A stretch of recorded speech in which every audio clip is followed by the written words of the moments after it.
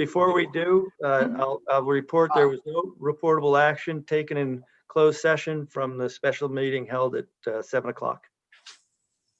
Okay. Thank you. President Matthew Clark, Here. Vice President Eric Sukumal, Here.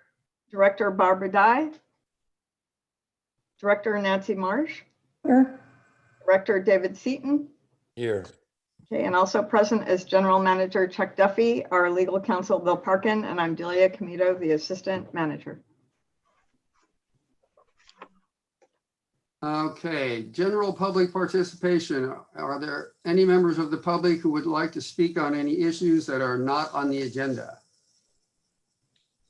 Could I mention that there's going to be a recycling drop-off this Saturday from 8 a.m. till 12 p.m. at the Burnham Strip Lot. Masks are required, of course. Thank you.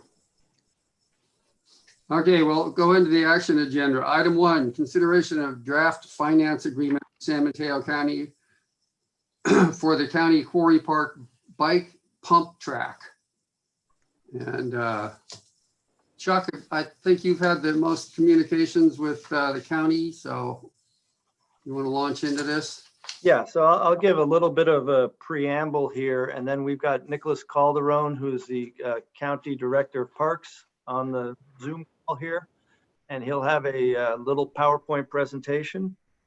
So as we've been discussing for the past many months, the county is looking to develop Quarry Park, and as part of that project, they're going to include a bike pump track. And GCSD had agreed in principle to provide some funding for that pump track. So in your agenda before you, we have provided a draft of the agreement between ourselves and the county to provide funding. We tried to keep this agreement pretty straightforward and simple. And the main goal is, to show that we're providing funding and the county is doing the design work, the actual construction, all that other kind of stuff. We're just providing funding to help see the project to its fruition. So maybe, Matthew, do you want to go through the agreement first, or you want to have Nicholas do his presentation first? Nicholas, what would you prefer?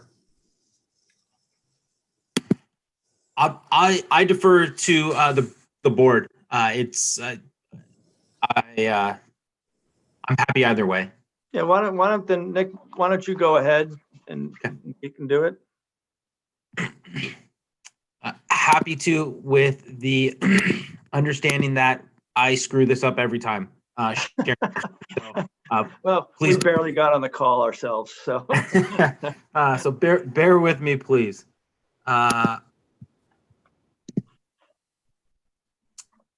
All right, so you should see my screen at this point. Yep. And can you see the full presentation? Yep. Right now, sure. All right, that was easier than I thought. Good evening, everyone. Chuck, thank you very much. And board members, thank you for allowing me to speak with you all and the public tonight. My name is Nicholas Calderon, Parks Director for San Mateo County. And this evening we'll be talking about, as Chuck had stated, the Quarry Park pump track. I think when I bring this topic up, probably the number one question I get is, what is a pump track? And so I found what I thought was a great definition online, and that is a pump track is a continuous circuit of banks, turns, interspaced by rollers and other features that can be ridden on a bike without pedaling. More importantly, it's a really cool bike feature that when I think designed properly is an awesome family-friendly and community asset that we would be fortunate to have at Quarry Park, and that I think the Mid-Coast community would be fortunate to have access to as well. So the idea of a pump track first came up during the development of the Quarry Park master plan. This master plan has been in the works since 2016, and looking at my notes and my staff's notes from the master plan, the pump track was identified as the #1 most desired improvement at Quarry Park during that master planning process. This was most certainly shown in full force during a Midcoast Community Council meeting early last year when, in fact, the GCSD board chambers were full to the max. So this is a feature and an improvement that the community has been asking for a while, and we understand that it's a high priority. We also understand that we weren't moving as quickly as the community had hoped for, and as a result, a unauthorized pump track was built on the Murata East section of Quarry Park, and here's a few images of that. And the department was not authorizing the public to use this pump track for a variety of reasons. As I stated, it was unauthorized. It was, as you can see, intertwined with eucalyptus trees and a eucalyptus forest, and we felt there were significant hazards and frankly liability risks associated with allowing that to be used. But we also heard the public loud and clear, and what we heard was that there's a desire to have one of these built, and we wanted to accommodate that. So what we did was we committed to two things: one, not allowing people to use this, but kicking off a process that would have us approving and building a pump track within 12 months. Due to COVID, that 12-month deadline was not satisfied. And I appreciate the Midcoast community for not reaching out and reminding us of that on a regular basis. I know we made a promise, and I'm adamant that pandemic aside, we would have hit that. But I appreciate everyone's patience because I know this is a really important matter for everyone. So when we decided that we would pursue a pump track, the first question was where? And this location highlighted in red was identified as the location. It was identified by both members of the community and the department as an ideal location, given that it has no sensitive resources, it's relatively flat, which requires minimal site preparation. It's adjacent to the parking lot, and it's adjacent to the playground area, which allows us to satisfy the desire to make this really a family-friendly activity. This area also was identified as a prime location for a new improvement during the master plan development process. So on November 4th, 2020, we held our public workshop on the Quarry Park master plan. And this was really a collaborative effort. When we set out to design this track, the county formed a project advisory committee. And on that project advisory committee was not just county representatives, but also members of the community, members of the Coastside Mountain Bikers, and a member from the Granada Community Service District, as well as the Midcoast Community Council. And during that meeting, we made it clear that there was some criteria that the county was setting out, and that that was important for us to satisfy. You've heard me say it tonight. It had to be a family-friendly space and accessible for all ages and abilities. We wanted to get it built we want to get it built by mid-2021. Has to be less than an acre, away from the eucalyptus tree, dirt track, and we make sure we retain stormwater on site so there were no impacts to adjacent properties. Also, we wanted to make it clear that this was going to be a pump track and not a jump line. The other issue that the project advisory team set out was this concept plan, or this layout, which included really three features. First was a intermediate or advanced rider track. Another was a beginner track, and then a third was a skills trail. And we felt that we could construct all three of those in this area and give an opportunity for every person, regardless of what type of experience they're looking for, an area to ride and a opportunity to further develop their skills. And so, as you will see in the three project alternatives, the skills trail and the beginner pump track are the same in all three alternatives, and it's really that intermediate advanced rider track that changes. So these were the three alternatives that were presented to the public, and the red arrows and lines indicate the direction at which the rider would ride. And so each offers different routes that are available. Each offers a different experience. But once again, what you will see is that that skills trail and the beginner track are the same. And it's just that intermediate track that is changing. So during the public workshop, we held a survey to ask meeting participants which alternative they preferred the most. We also published that survey online and left it open for 2 weeks. So members of the public who weren't able to participate in the meeting could still provide feedback. At the end of that period, this is how the support came. So almost 2/3 of survey respondents supported the Flying X pump track, which is a remarkable majority, and I think a very clear statement on the public's behalf of what they wanted. So the Flying X pump track was identified as the preferred alternative, and the alternative that we would present to the Granada Community Service District, at the Mid-Coast Community Council, to my Parks Commission, and eventually to my Board of Supervisors. In the Flying X pump track, or the preferred alternative, you see, once again, the skills trail, and you see the beginner track, and then you see how the orientation of the intermediate and advanced track would be. And also to point out are the picnic tables that allow people to sit and watch. It allows people to take a break when they are not riding. And what's really cool is the skills trail and the features that are proposed here with the boulders and with the other features that are proposed.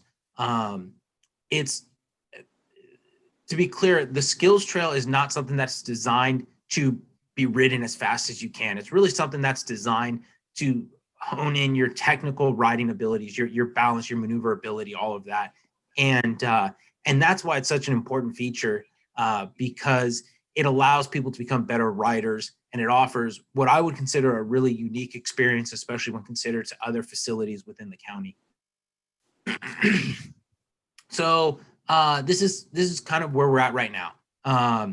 In February, on February 4th to be specific, I'll be going to my Parks Commission for their recommendation to recommend to the Board of Supervisors to adopt the concept plan as well as the plans and specs. We will be working through the spring to secure all permits and approvals, and go to the Board of Supervisors for their adoption April. We hope in April to advertise the construction contract, award it in May, and have the pump track open and ready for use in August. So that's a high level schedule of what we're trying to hit. And that's really the pump track project. With that said, I'm happy to answer any questions that individuals may have. Oh, let me stop sharing my screen.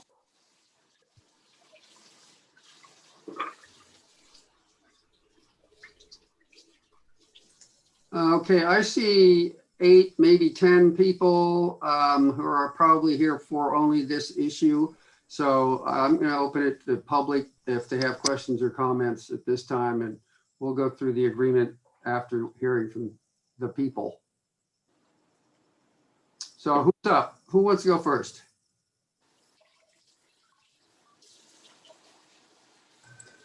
Matthew, it may help if people open the participant window and raise their hand there. It makes it easier to sequence people. Well, I can see Rick. So Rick, would you like to start? Sure, I can start. Good evening, everyone. Nick, thanks for that brief but accurate summary. I like seeing all the dates on there. And the COVID withstanding, I think you're doing fine on the timelines. So I look forward to this.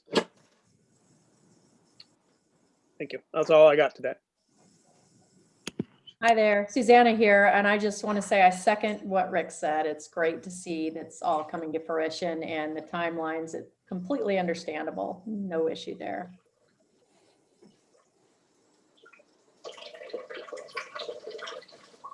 Who would like to be next?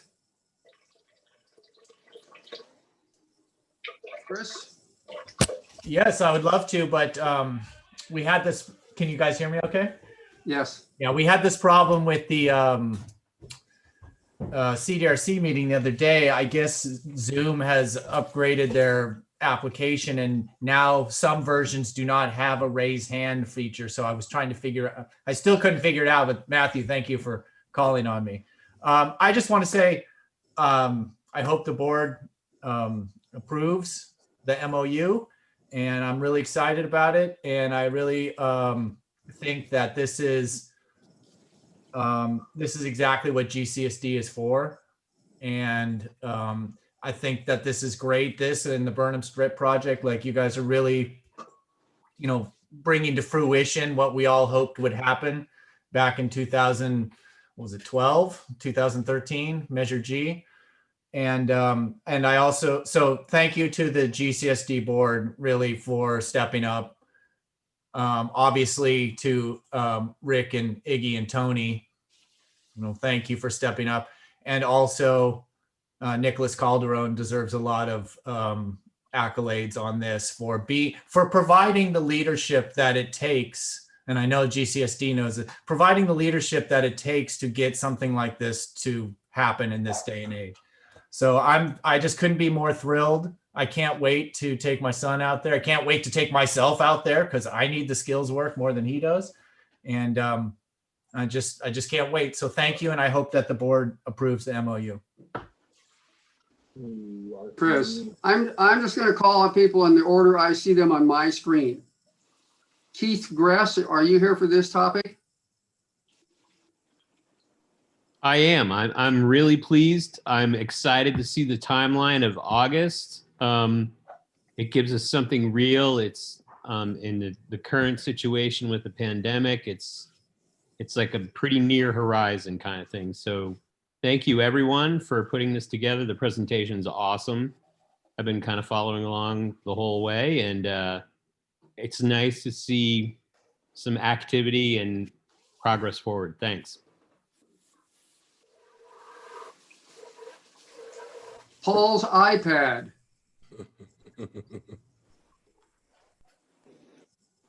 Did you say Paul's iPad? Yes. This is Leanne and Paul. And hey, Nick, thanks so much for calling me back that day I talked to the bulldozer people at Rogue One. And thanks for being such an awesome leader. You promised me that my kids would get to ride that track before they went to college, and it's really going to happen. And you rock. And Paul's worked on this forever. We are so thrilled, and so are our kids. It's been a good week, hasn't it, guys? That's all I have to say. Anyway, yeah, I do. We're excited. This is great. Super excited. Yeah, really excited. And thank you, Nick, and thank you, GCSD. And also on multiple fronts with GCSD, there's a lot to look forward to. Okay. Thanks. Matthew, Nancy has her hand up. Nancy? Thanks. I just want to say quickly, in September 2019, the Parks Advisory Committee asked the board to approve the Parks Committee forming a pump track task force, which was composed of Rick and Paul and Michelle, to kind of do a background project on maybe harvesting designs, volunteers, and so on. So that, I don't know if Nick knows about this, but so that when the Quarry Park Master Plan came to fruition, we might have almost a shovel-ready plan ready to partner with them, and that intersected with the Road One track and picking up this project.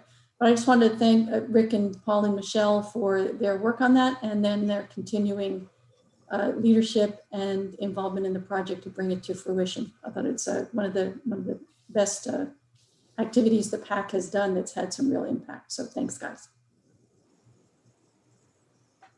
Thanks, Nancy. Iggy, would you like to speak?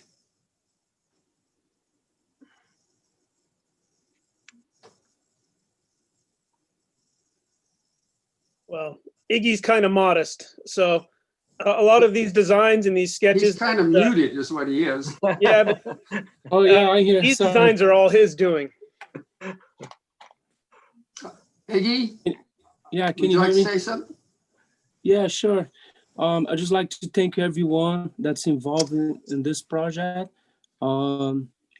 especially Ricky, Nicholas, Tony, and as a this is a very important building for the community, and I hope that the people that don't understand, they can come forward and maybe we can talk in private and kind of explain how important it is for the kids, the community.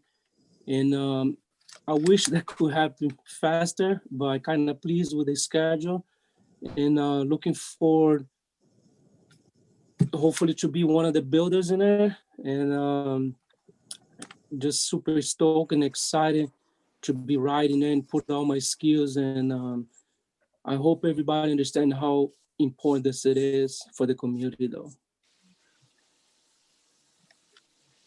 Thank you. Thank you, Iggy. All right. Patrick, you're next.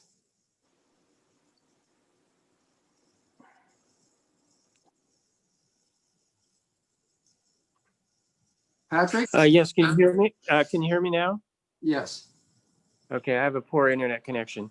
Since the Park Advisory Committee was formed, this was one of almost the first projects that we put forth, and it's really great to see such a community-based effort with GCSD and county support to make this happen and make it get to where it is right now. And please, Nick, tell everyone the terrific support that you're hearing tonight. Thank you.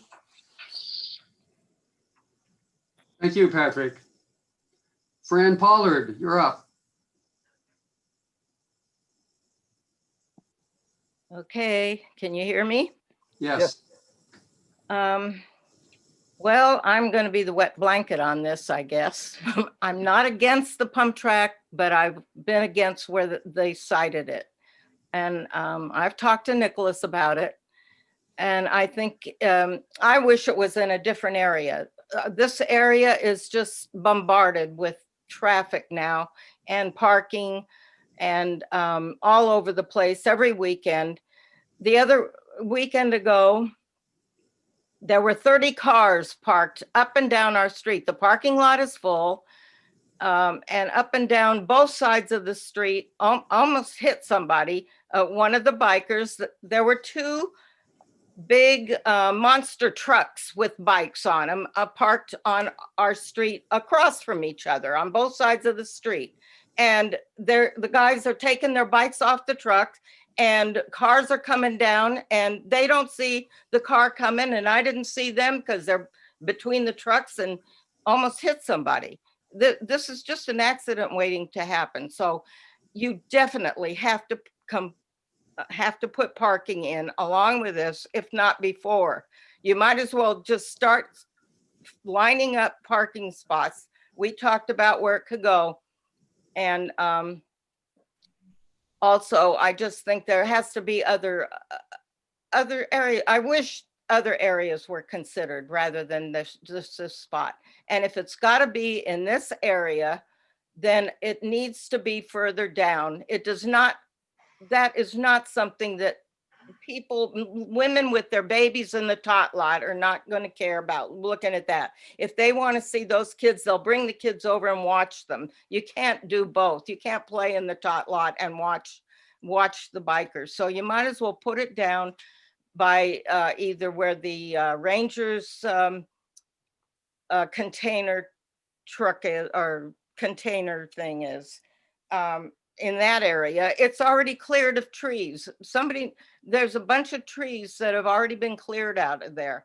It's a site that it won't be environmentally damaging, where this site is. This is going to take down a good acre of pristine meadow. The prettiest part of the park there. It's a nice meadow area. And a lot of people, that's where a lot of the dog walkers go. They use that area. So they're going to be chased out, then they'll be moving back. They already do, which is against the law. There's a couple of inadequate signs that say no parks in this area at the tot lot site, but they're always playing with their dogs in there. And you're just going to push that group out, and they'll be back in the tot lot and up on the 2 acres above the tot lot, which we're trying to keep out. I see that it took, as I told Nicholas, it took almost a year to get just a couple of inadequate little dog signs on the fence that say no dogs in this area, and they could care less. They don't pay attention. But then since then, I've seen all kinds of there must be 10 different big white signs in there about all kinds of things to do with the COVID-19. Let's put no dogs in this area on the back of all those signs so they can see all around the park that they're not supposed to be playing with dogs. It's supposed to be for the kids and a playground and sports. So I'm very much against where you're putting it. And like I said, it should be further down. It can be built the same way that you want to build it in the area further down, which is not as pristine. It's already degraded. So just put it there. Otherwise you degrade a nice part of the park. And I don't think it's taken years to save that land. And I don't think that this is the proper thing to put there. And let me see, what other point? The parking. Oh, yeah, I think rangers need to be present. I remember when we first started talking about the master plan, it was one of the park planners that was working on it said, well, now you're going to have a presence with the park rangers there. And they're never there. They come in early in the morning, maybe pick up trash and take off. They're not there more than 10 minutes most of the time. They do the same thing at night. And all day long is when there's all the traffic and all the confusion and all the illegal things going on, and they never see any of it. And even when they come, if they happen to come sometime during the day, they never say anything to anybody. So, there's got to be a park ranger present if you're going to do this. And back to the parking again, you don't allow, the county doesn't allow a building to get built without proper parking. You've taken over the 500, 600, 700 acres and not created one more parking space. You have to do that wherever. You probably got to create parking space down below too, near Murata Surf. You've got to create more parking up here. I'm thinking if you're going to have the pump track in that area, why not open that gate and make that parking for bikers only along the road? One side, they can park right along the road that's in that meadow area, and just one behind the other. And that would take a lot of parking off of the road. And then up above near the old shack that we built years ago that contains all the equipment and stuff up on going up to the quarry park, the quarry floor. So you can create parking all the way up to that and all along the road in the meadow. And I think that should be done. There's no reason to keep that closed anymore. And I think that about covers what I wanted to say. Oh, yeah, Granada. You came up with this. I just got the agenda myself today. I'm supposed to get it when everybody else did, but I never got it last week. So I just saw it for the first time. I didn't know you came up with this memorandum and all the reasons you're going to do it, but you've never talked. Granada's never met with the neighbors or discussed with us. You've discussed only with the county and with the people that want this. And you don't understand or see what's going on here on a daily basis. You know, the other day, on a weekday now, the parking lot is full in the early morning. So it's getting worse and worse. And this is just going to bring on a lot more traffic. So that's, you've got to talk to the neighbors. You've got to, and so I hope you do not sign this memorandum just yet tonight until that's done and until parking is put in there as part of the plan. Thanks, Fran. I would like to contradict you. We have taken input from the public on this on numerous occasions, and certainly from yourself. And well, yeah, but not the rest of the neighbors. If the neighbors are not interested or caring enough to come to public input, we can't drag them. So, Nicholas, would you like to address any of Fran's concerns? So I think probably, I'm not sure what the protocol is for GCSD. I think typically I would wait until the end of all comments to make a general statement. I'm happy to make a statement right now if you'd like, though. And I also see Director Dye raising her hand. Barbara?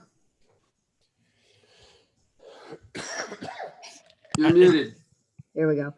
I just wanted to say that I was pleased. I added items E and F to the contract, to the MOU agreement.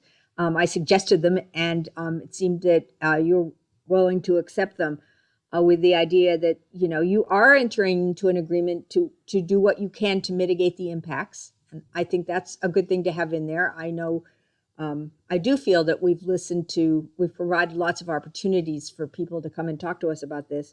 And then I also think it's very important that there be a contact person at the county who can, you know, we can get in touch with.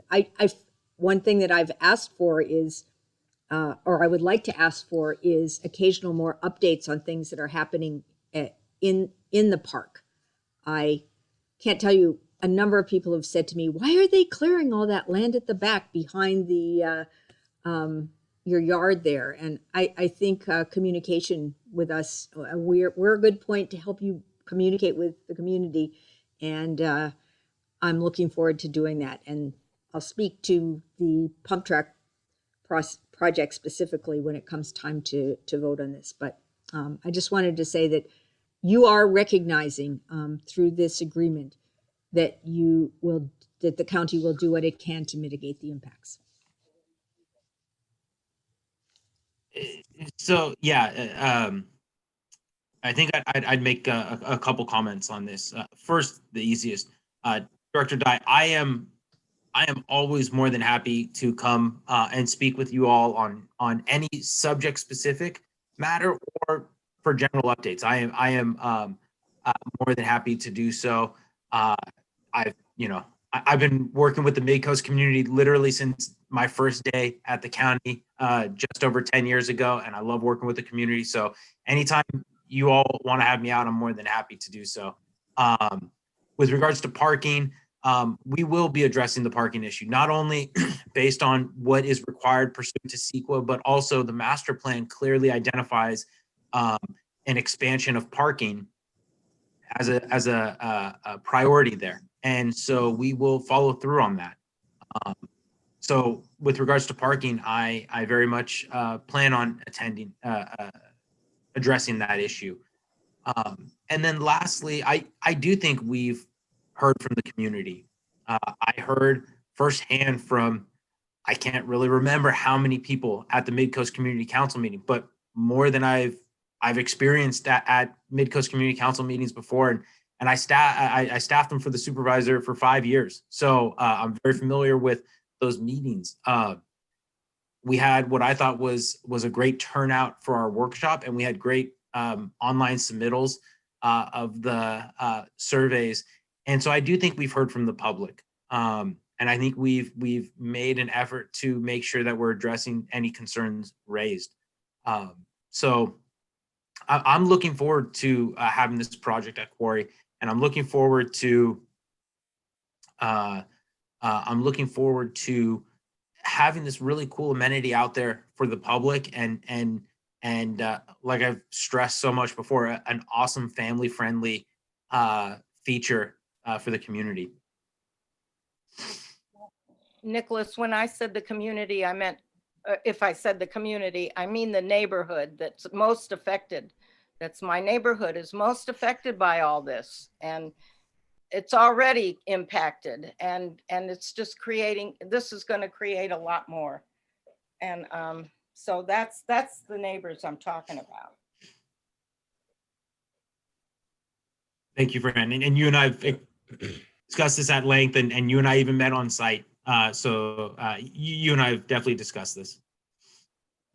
I know. Yeah, and I would just add, I think it is a relevant point. I think anything we could do with signage or to create a culture of something around the idea of, please reserve the parking spaces for elderly and young families, and everyone else, please walk up or ride your bike up to it. I think we could kind of create that culture so that people that have the means or, kind of understand, hey, let's go out of our way so we don't, congest that with extra parking. I think anything we could do along those lines to kind of facilitate that, I think, I think we should do, because I think absolutely it is going to get used. And I think if the people that have been instrumental in kind of building this and getting it to this point, I think could also be kind of instrumental in kind of building that culture so that it is something that people walk up and ride up to and not necessarily need to congest that extra parking. Thank you, David. I'm going to remind everyone that this is a county project and a county park, and the street parking is also a county function. So GCSD doesn't have a whole lot to say about it. I'm going to ask if there are other people who want to comment on this topic. August Howell, I think you're probably here for the Half Moon Bay review, but did you want to speak to this? Hello there. Yes, I am covering this for the review, but no, I'm good. Happy to hear more public comments from everyone. I think this is great. It's a great project, and just excited to see this move forward. Thank you. All right, thank you. Eric, are you here for this item? I am not. I'm here for item 2, but I've been listening in and seeing the plans, and it looks like a great project for the community. So I'm not around, I'm not in the community, I'm up in SF, but give it 2 full thumbs up. Look, guys, good luck to you. Hope it passes. Thank you. And I don't know which Michelle this is, but are you here to speak on this item?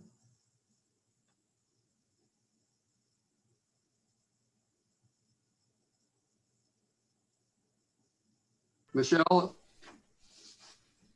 Perhaps that's Michelle Dragony, I don't know. Okay. Does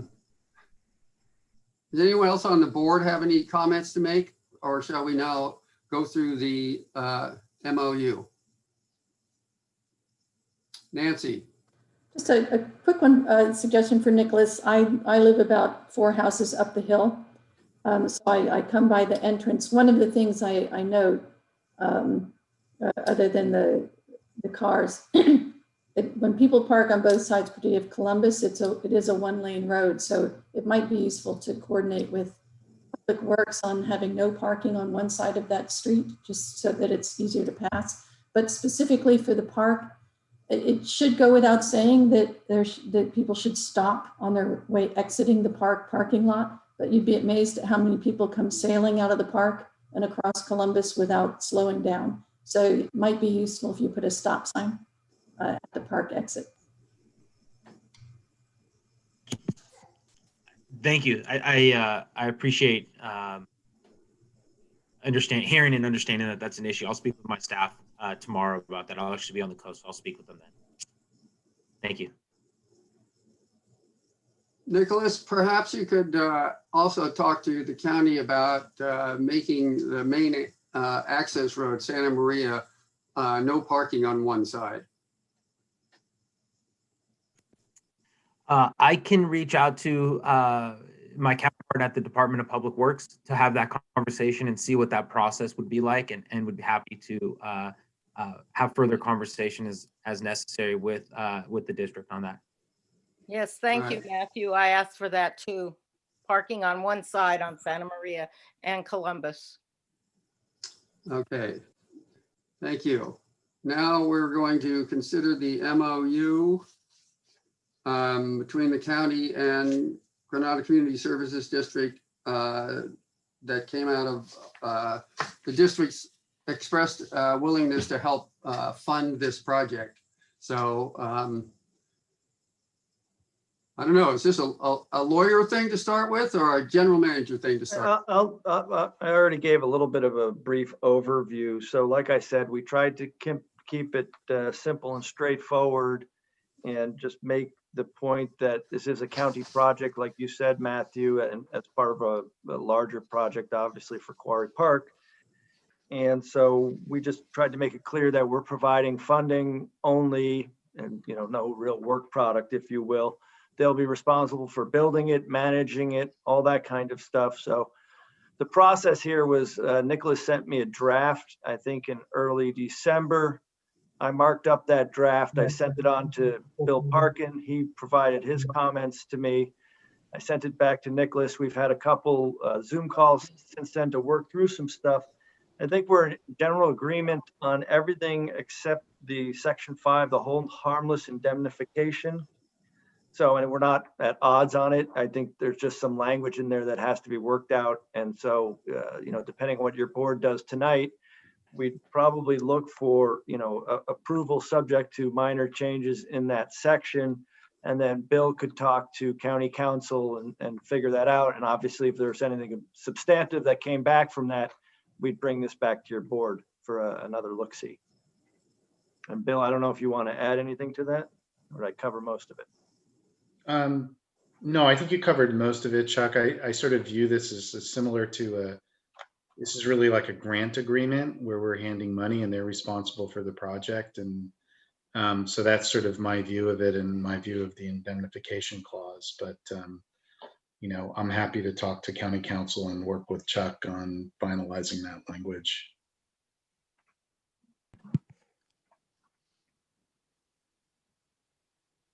Barbara? Well, I know everybody else wants to do it, but I am very excited about this project. Let me say this. The minute I got on the Parks Advisory Committee, which was the first thing I did that got me involved in all this, people were talking about the pump track. And there's been, a constant expression of this community's need. There's also, the charge that was placed on GCSD to provide parks facilities for the people of our district, and here's a chance to do that. So I would be very honored if I could make the motion to authorize approval of the MOU subject to the revisions in the hold harmless agreement and the agreement to support the funding of the construction of the park, of the pump track. Nancy, I think you were first. I just said I would second that motion. All right. As another ex-PAC member, I would add that the PAC in its early days focused on the pump track, looked for a place to put it all over the district, and ultimately came to Quarry Park was really the only viable site. So again, we really appreciate it's coming to being accelerated out of the master plan development. Thank you. Eric, did you want to speak? I did. I think it's a very worthy project and I'm very excited about it. I just had two, really one question on the MOU. I noticed there were looks like maybe two comments from Bill, one in section 2 on the county's duties, and then one down in section 7 on the merger clauses. I was just curious if Bill, if you know, are those substantive or maybe just minor comments that didn't get deleted out of the version we see tonight? Good question, Eric. What had happened is I made some minor language changes, and my comments were simply explaining to Chuck why I made those changes as opposed to anything really substantive. Okay. So I was just flagging why I made the comment in case he needed to explain to Nick about why I made the change. Great. Well, I mean, yeah, with that, I'm fully on board. Thank you, Bill. I was going to ask that same question. I do have a comment and a more substantive question. The MOU cites the figure that GCSD will contribute up to $100,000. And I've said this to numerous people, including Nicholas, that this was not anything that when the board started to consider this and saw the level of public support there was, myself, and I believe that the board as a whole, we didn't something like $100,000 for a single feature that it's admittedly a very popular idea, but it's not even on GCSD property. And so my question is, it says contribute up to $100,000. Nicholas, the construction cost? At this time, we don't know. We'll need to wait to get our engineers' estimates back. My hope is that construction costs would be less than 100,000, and that would be ideal. It's right now the way the construction market was pre-COVID and the way it is now, and the skills required to build such a feature. I would be shooting in the dark on this one.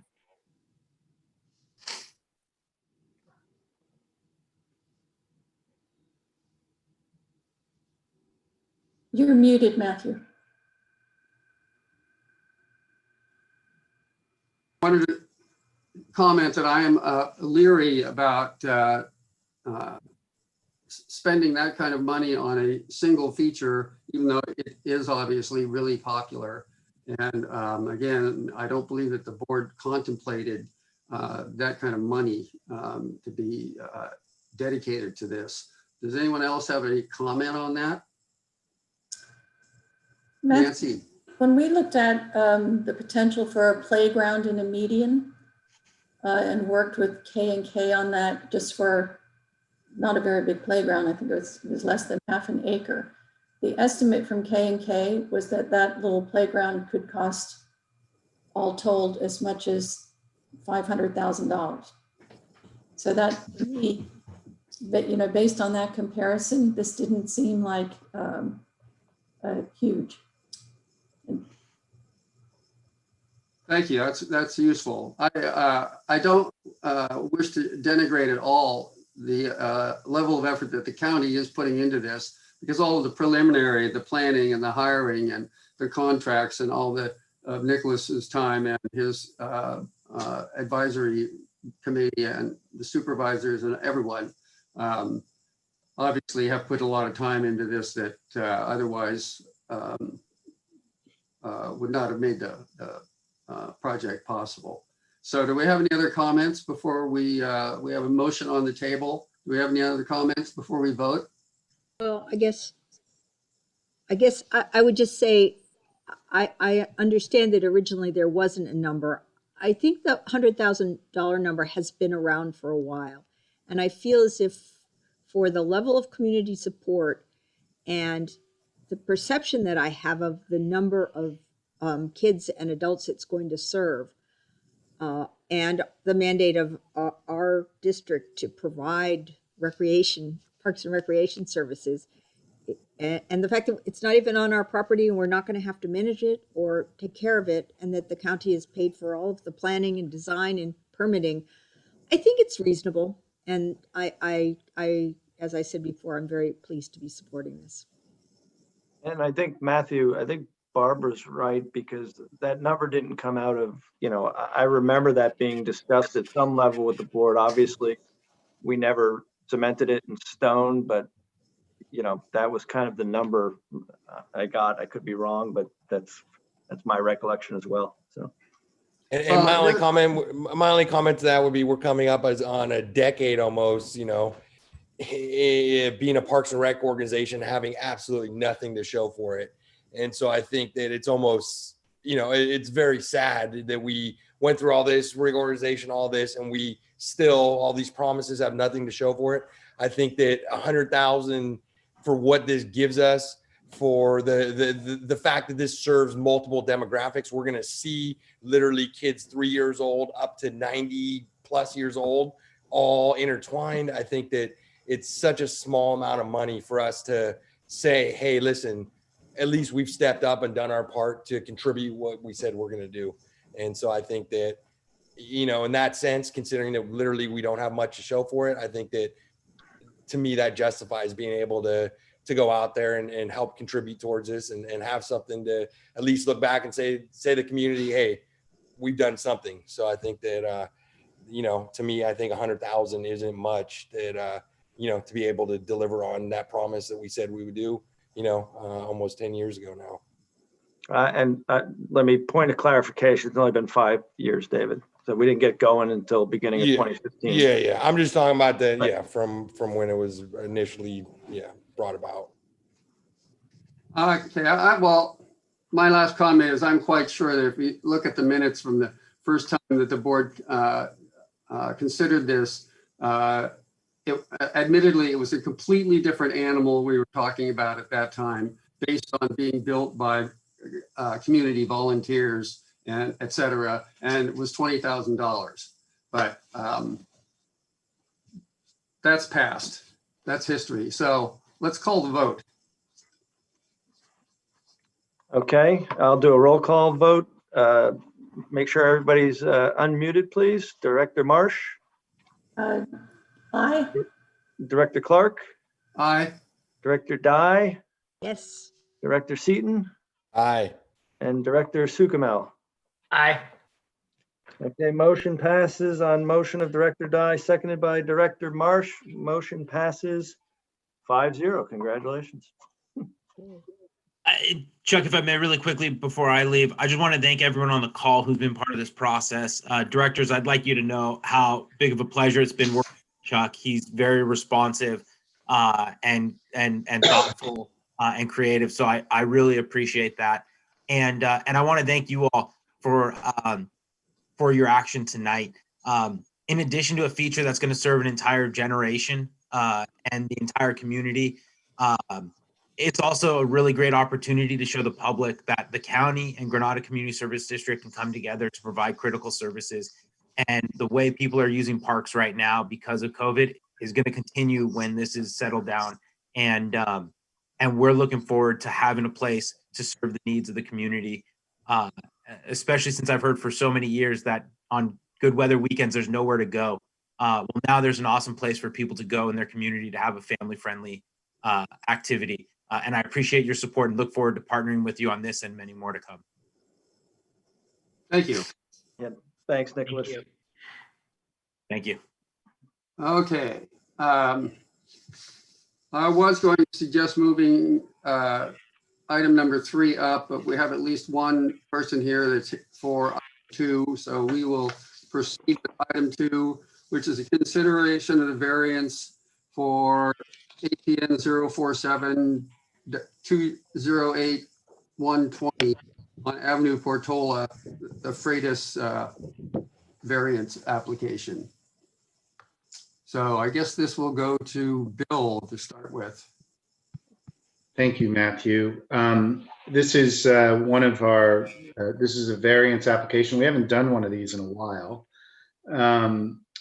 This particular application, I just want to point out the minimum zoning here is 5,000 square feet. This parcel is very small at 2,335 square feet. So it's one of the smallest parcels we have seen. And as you can tell from some of the attachments, it's a long, skinny parcel.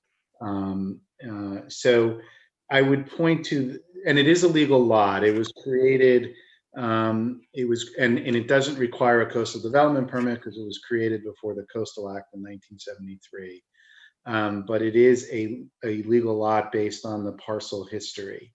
I think the finding that the findings that are probably most important for at least the board's discussion and consideration are findings 5, 6, and 7.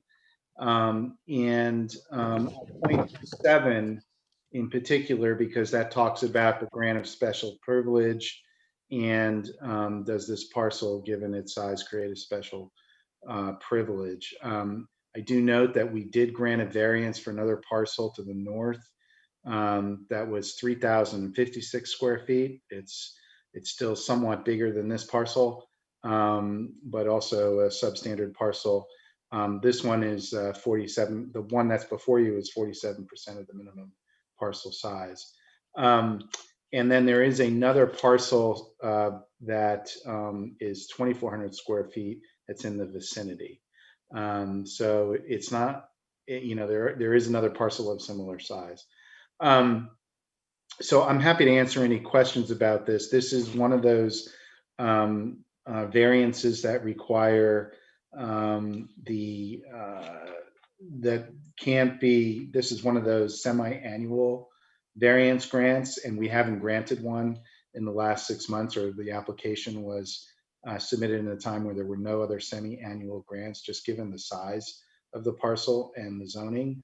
But I am happy to answer any other questions you may have about this variance request.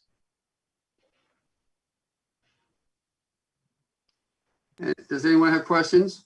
Can I just mention that the last substantially substandard parcel was approved back in November of 2019. So it has been a while, and that parcel was the one that is 2 lots from the parcel that we are considering tonight. It was a little over 3,000 square feet. Okay, I have one comment. The variance application turned into the district says that there are going to be 2 bathrooms, but the plans and the other descriptions in the documents show 1 bathroom. So I'd like to have that corrected on the application that when we put it in our records, that it's a 1-bedroom house.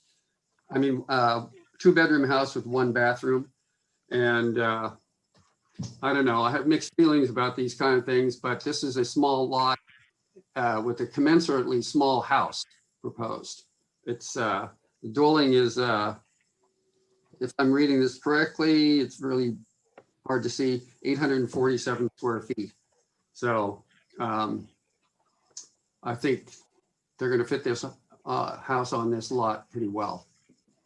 Do we have any other questions or comments? Director Dye? Yeah, I mean, my first reaction when I moved here and thinking about this is that not to consider these small houses and small lots a good thing. But the longer I stay here and the longer you hear about the housing pressures and I see that the quality of the construction and the architecture of the new small houses that are going in, they do really seem to fit into the neighborhoods. And it seems as if maybe in our world today, there is a place for a small house on a small lot that's well designed and has only 1 bathroom. So I guess I'm prepared to support this. I don't quite understand required finding number 10 though. Can you explain that to me? Sure. So this is something that we require that they provide a written statement that, let's see, that they won't seek a refund pursuant to any policy for. And it's part of our rules. It's in our code. And if you'll notice in the packet, there is a signed statement. So, it's. Why? What's the point of it? You ask a good question. I would say it's just part of the requirement of the district code that, and I think it's just to prevent anyone from trying to seek a refund because it's a small lot and a small parcel. I don't know, a small house. I don't know whether Chuck has anything more to say about that, but, to me, it's required to be part of our findings, but to me, it's more of a requirement of the application. It's almost like as long as the application is made with the statement in it and it's signed, it shouldn't necessarily be required in the findings, but the district code requires it to be. And I don't, that was drafted by Jonathan, and I don't know that, it's funny you asked that, Barbara, because we generally focus on the first 7 or 8 or 9 that concern wastewater generation per se. So I don't know the derivation of that, quite honestly. It has to do with the relief process for the assessment district, That's right. I believe. So. Oh, okay. Looks like Chris has his hand up. Chris Johnson. Thank you. Sorry to use the old method here. I don't know the answer to that, but I am on the El Granada representative for Coastside Design Review Committee, and we just looked at this house. I'm speaking as a private citizen right now, though. I guess if we're just guessing at what that clause is about, my thought when I read that in the MOU, or excuse me, in this document, was that it possibly had something to do with lot retirement, that if they would make an agreement to not develop the lot, they would get a refund on their fees, and then the lot wouldn't be developed, and then it could be retired since it's a substandard lot. This was supposed to be part of Connect the Coastside. Land management policy was supposed to be a big part of that, including lot retirement of substandard lots. I don't think that happened. And so that when I read that language, that was the first thing that came to my mind. Whether it's true or not, I just thought I'd throw it into the ring as another possibility. Thank you. I mean, it doesn't bother me. I just like to understand what the findings we're making. So I guess I can make that finding if it's required. That they, just so people know, if anyone's watching this, that they can't put in an application and pay their fees and then ask for a refund. So. All right, I think we can make all the other findings. So. Yeah, all the other findings are possible and positive. So I have one other comment. I'm assuming here that this,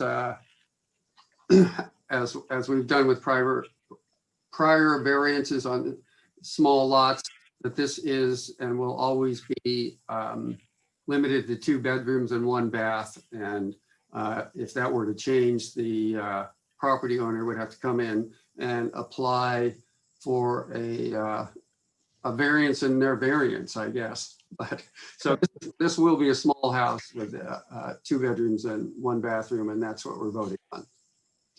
So do we have a motion? Sure, I'll move approval. I'll second. All right. Any other comments or discussion? Let's have the roll call, please. Director Clark? Aye. Director Marsh? Aye. Director Sukamel? Aye. Director Dye? Aye. And Director Seaton? Aye.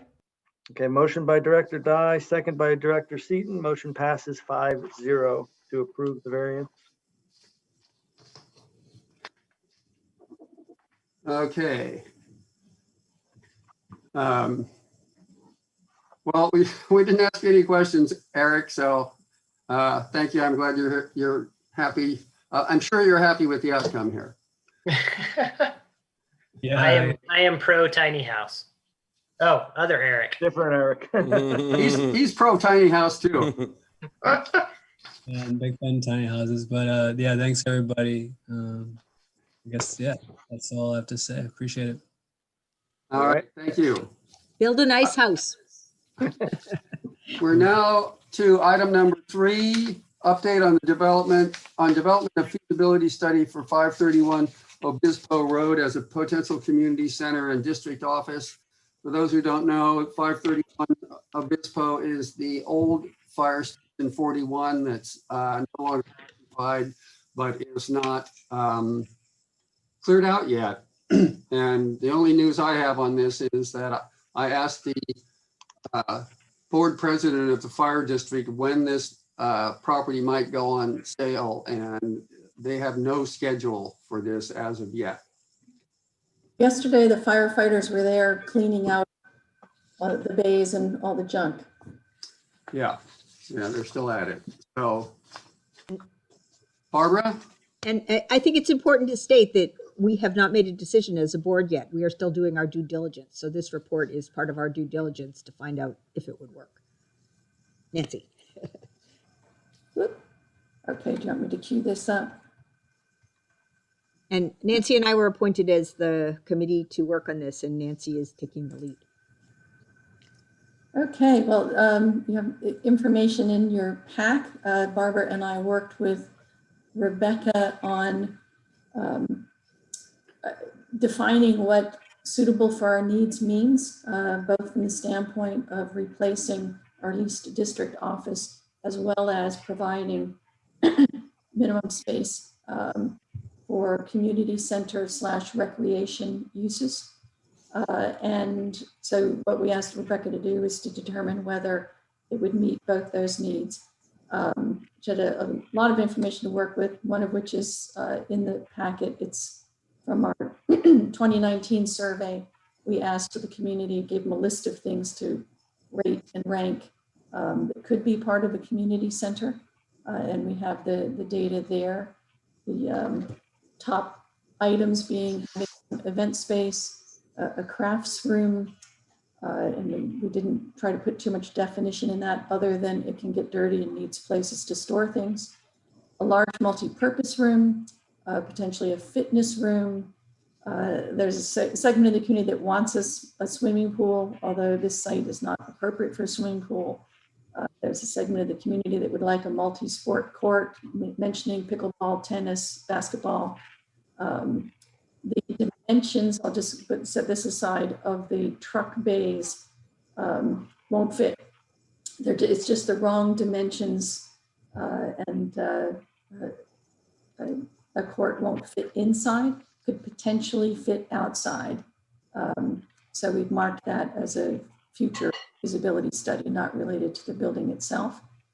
And then we had a Zoom meeting with Rebecca, who's on with us, to go through a list that she'd put together and what were the things really must have, so we can make a determination whether this particular building could accommodate our must haves. So Rebecca, maybe I'll hand over to you on your initial views and impressions of the building. And I think you also looked into regulatory and zoning to see if there are any impediments there. Yeah, thank you, Nancy. Hi, everyone. So I spoke with you at last month's meeting about the regulatory and zoning review, and I've done some follow-up. There were some questions at last month's meeting about that.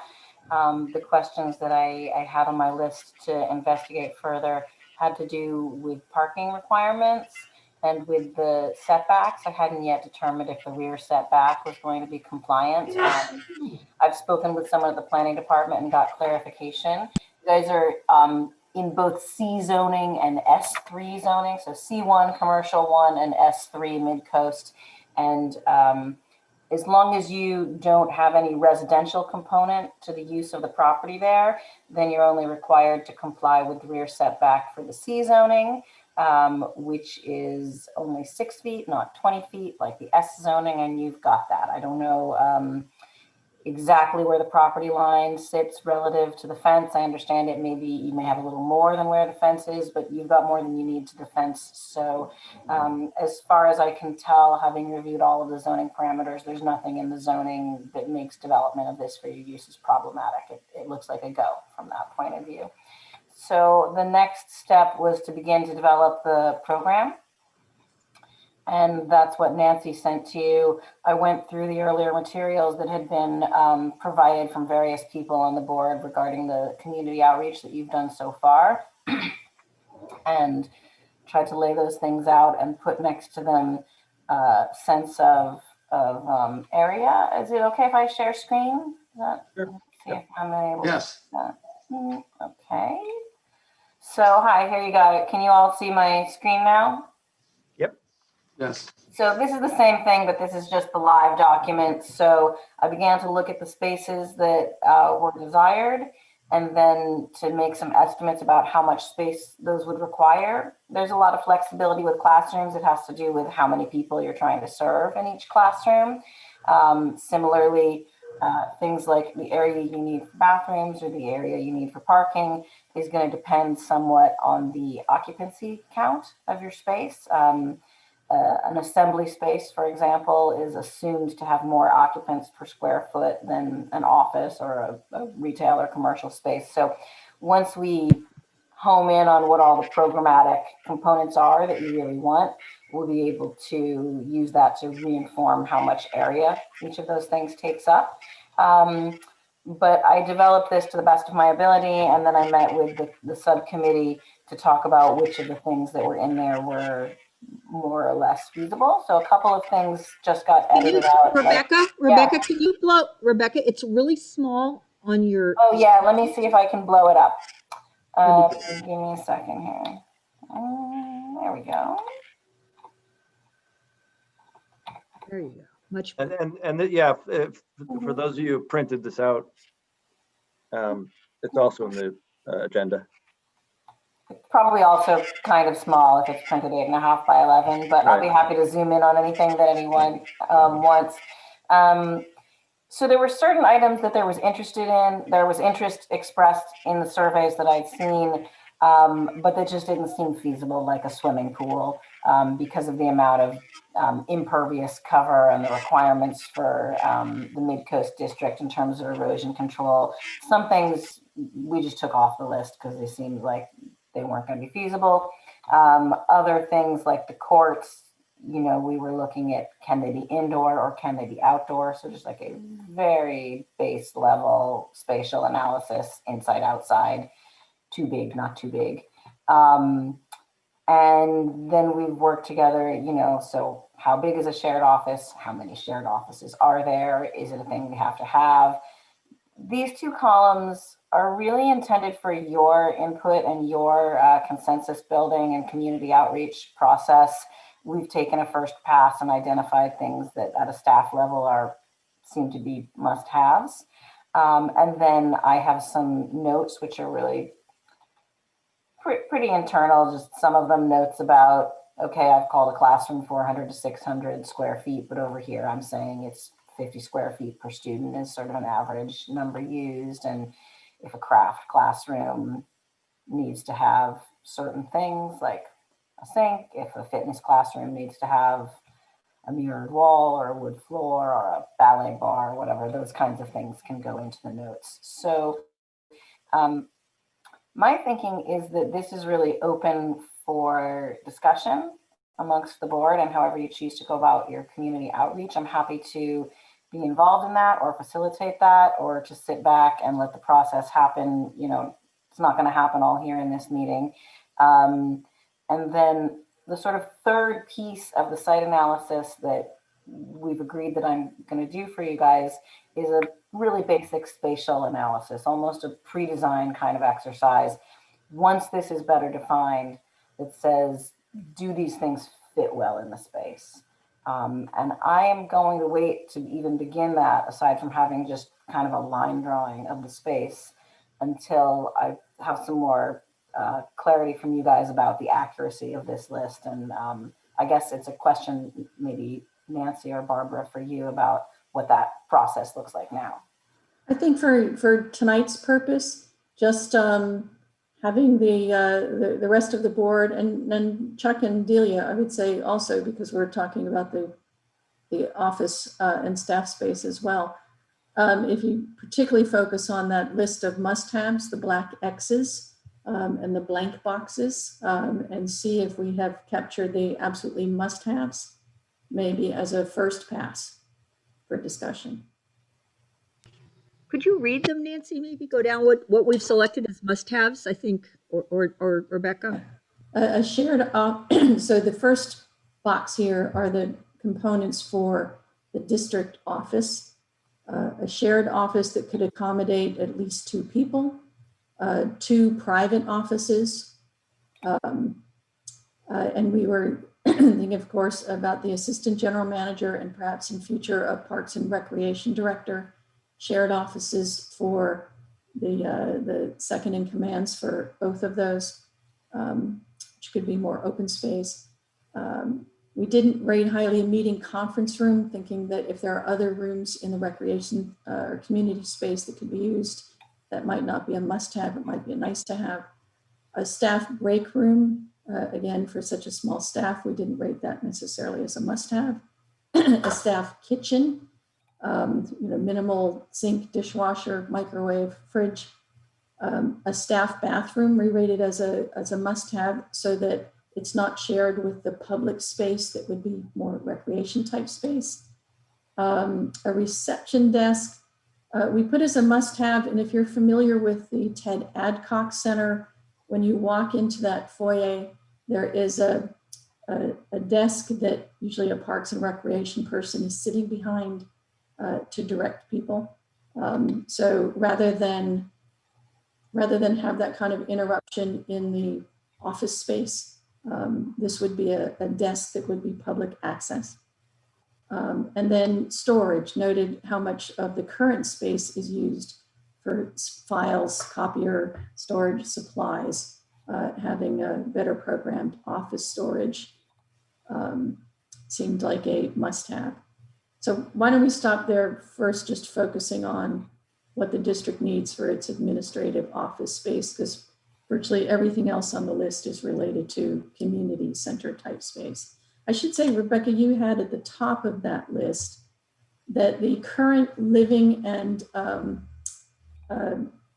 administrative and meeting space in the fire station, kind of the left half of the building, is about 1,280 square feet. Would accommodate all of those things we marked must have. And then 2 truck bays are 2,400 square feet, which would accommodate everything we marked as must have for recreation, and maybe even a little more. So we're not tight for space on what we've marked must have. So why don't we stop at the district space, that first box, and ask for comments on what we've marked as must have. I'll comment. At a staff level, I think it's very important to have our board meeting room in our office facility because, well, for many reasons. We have our recording equipment, microphones, the availability to use the copy machine to access documents.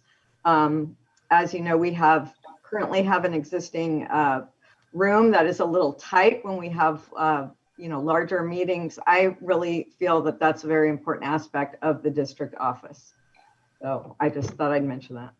Is that adjacency? Is it an adjacency concern that it needs to be close? You're right, the sound is on. Yeah, because staff would have to literally transport everything every month. That would just be very, difficult. I think it's very convenient and nice to have everything just right there, a room that's adjacent to our district office, and also where we store all of our chairs and recording equipment, supplies and what have you. And also having a photocopy machine, because I'm frequently running to the copier during meetings, or actually accessing information on my computer system, which would not be available if we were in somebody else's facility. Right, so you would move up on the numeric scoring. Anything we rated a 5 was a must-have. Yeah, we could do without it, but I really feel that we would be better off having it adjacent to our district office. Well, could it be in the bay, immediately adjacent to the office area with Absolutely. As long as it's in the same building, I think we'd be okay, as long as it's within running. Oh, yeah. And close distance, yeah. I probably then will drop down, Julia, since you said that. We had marked as must-haves a large community room and a medium-sized community meeting room, which could be in the adjacent bay. Yeah. Can I ask a question, Julia? Sure. I've heard people refer a few times to this room that you have that's not quite big enough. And I'd love to know how big it is. It doesn't have to be now, but if someone could maybe I've measure measured that. it off the top of my head. I want to say it's probably about 700 square feet, but I'll double check on that. Okay. Yeah, because we are looking, that is, you know, I have 400 to 600 for a medium room and 800 to 1200 listed for a large room. It's narrow, and part of our little kitchenette kind of digs out a piece of it. So it is a little tight. It's a little small. So I'll ask, maybe Nancy, you can follow up with me and we can get that information, because I do want to make sure that when we're talking about a medium room or a large room, that I really understand. I can email you the information first thing tomorrow. Yeah, because some of those numbers may need to go up. And if it needs to be a 1,000 square foot room, for example, then that's going to start to push what can fit in the admin side. But if it could be the large, what we envisioned as the large community events room, if that could be adjacent to the office area. If that would do it, that would change things. And then I just want to point out, we do have office storage included, things like a server room, copiers and supplies, but we might even add a column here for important adjacencies, because that is definitely a big part of when I get to the next step of looking at how things lay out. Yeah. Adjacencies are a big deal. Okay, but public meeting room adjacent with office space is important. Got it. Okay, any other comments on the office area?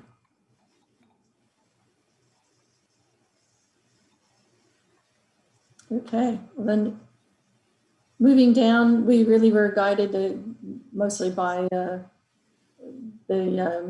survey and what we know about Half Moon Bay's community center on putting as must-haves a craft room for arts and crafts type classes that could be a bit more messy, also have more storage for stuff. We have as a medium, a fitness room. It was fairly high. It would have to be with a wood floor and a mirror wall. It would be a dedicated room. There may be space for it, but we didn't call it a must-have. We need storage for potentially parks and rec equipment. And I know at the Half Moon Bay Center, they have things like bridge clubs. So they have tables and chairs that get put away and brought out, depending on what they're doing with their big rooms. So storage is important. And as I said earlier, we had marked as must-haves a big community events room, as Rebecca put it, 800 to 1,200 square feet, and a medium community meeting room. With that large room, when we rented the big room at El Granada School, we could have avoided that if we had that size room to work with. There are other things then you can do with a room that size, like ping pong tables. Unfortunately, it's not the right dimensions for pickleball like the community center has inside, but there are various recreation things you could do with a big space like that that's flexibly set up. So we didn't have, the only other must-have we had was a public bathroom separate from the staff bathrooms. So I'll stop for any, I just wanted to mention, since I mentioned the Half Moon Bay Center, the Parks Advisory Committee is having a meeting February 1st. And Pat has just an exploration of community center experience on the agenda, and has invited community center managers Eddie Bealey from Half Moon Bay and the community center manager from, I think it's Highland Park. I know he invited a person from Pacifica. I'm not sure if they're going to come, just for a panel discussion on what's working and not working for them on a community center, and just to get their advice on using a community center and how to make it most useful, knowing that we are smaller, half the scale for our district of Half Moon Bay, certainly much smaller than Pacifica, but we'll look to get some advice from those people with their experience. So with that, I'll stop talking. Nancy? Comments. Pat? Yes, is that Pat? Since you were mentioning it, if I could just describe very briefly, February 1st, Park Advisory Committee, as you mentioned. Wait, Pat, we have parks on the agenda, I think, next. Oh, okay. That's when you're going to do it. Broader All right. agenda then. Okay, thanks. So just any other comments on our must-haves? Nancy, just real quickly on a must-have, the one thing that almost invariably is left out or undersized is storage. It's not sexy, but you talk to anybody working in community centers, that's the one thing they want more of. The other thing that I would mention is that 2 community rooms, I think, unless one of those community rooms can be made multi-purpose, if it can have maybe be a fitness room or something else, it seems like too many meeting rooms for the limited space that we have. But that's to be determined. Just as some initial feedback. Thank you. Thanks, Pat. So my only comment is, when I first looked at this, I started getting pretty excited, and this would be something cool for our community. And then as I read more into it, I see that all the priorities that are high priorities, level 5s, are things that are going to be available across the street at the other, as far as meeting space, things like that. All the things that would be kind of unique to this are lower priorities, climbing wall and ping pong, things like that.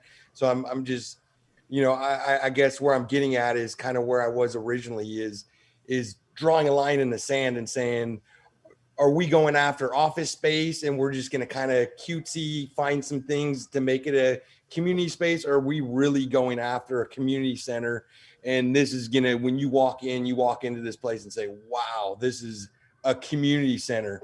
And I think that, I guess I'm looking for direction from the board in terms of, what are we going after? Are we going after office space, and we need office space, we need to secure that, and whatever's left over, we'll make it work? Or are we really going after a unique community center that's going to be customized? And that's just, and so one of my questions on that was the priorities. Did you guys come up with that, or was that from a survey? Yeah. No, we used the survey for input and discussed and debated them. About 2/3 of the building, David, would be recreation space and community center space. So when we looked at what space was needed for the district offices, it would fit into about 1/3 of the space. So that leaves us really all of the truck-based space, 2/3 of the available space. And the craft room is the one dedicated thing, but for the other rooms, we wanted to make them as flexible as possible so that you could use them for bridge club one day, ballroom dancing the next day, a board meeting with public input the next day, just so that we don't, unless we have room to make something hyper specific, and we may, we wanted to keep, but a large community events room, as Rebecca noted, could end up being something that we can separate into 3 rooms to have a Cub Scout meeting in one room and an ESL class in another part, while there is, ping pong going on in the third part. So we're just trying to keep it really useful for all the ideas we might come up at this point, particularly at this point, because it's real early. But the rooms that, I know the room that I saw on the video for the fire station, and I read the RFP for the Harbor building, they talk about a meeting room and a training space, but we need a space where if we don't need chairs, the chairs are put away. If we don't need tables, the tables are put away. So we need as little fixed stuff as possible. So I'm concerned that the other places may have a training room, but if they won't let you move around the tables and chairs, it's not so much useful for recreation space. And then things like a climbing wall, would that be something people could just walk into and just use, no reservation, no, necessarily no oversight? What would just kind of initial, big picture, the type of community center this would be, if you could just kind of elaborate kind of some, I think it's a decision on ultimately how much we want to staff it, because the difference between a park and a community center is really the amount of staffing required. So if you're going to have, and Half Bay has 3 people sitting in that reception area they're always there as people are coming and going. So I think it still could be wide open. If we had a climbing wall out back, you might need to come through reception they charge you $2 to play pickleball. We might, charge somebody $2 to use the climbing wall. It just depends on how you want to staff, what you do and what staff it needs. And those are decisions that can be made as we go along. Yeah. And I guess my big picture question to each board member, whether it's now or eventually, is do we want a community center where we'll find a way to make our office space work into it? Or do we want office space and we'll find a way to make the community center work within what's left of it? And I think that just kind of big picture, I think ultimately it doesn't mean much, anything could be switched around. I'm just getting at, I think that just the big picture of what this is going to look like.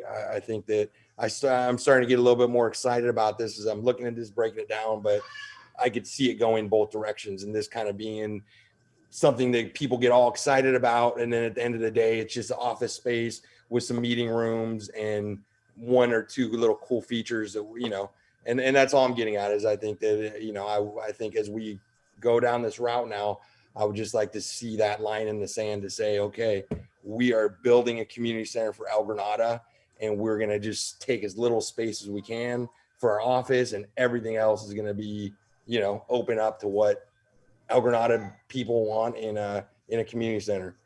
And I think just that dichotomy between those two kind of big picture concepts, I think I've been struggling with that the whole time. And I think that, that's my only comments. Cause like I said, I think as I see some of this. Barbara, would you like to respond to that?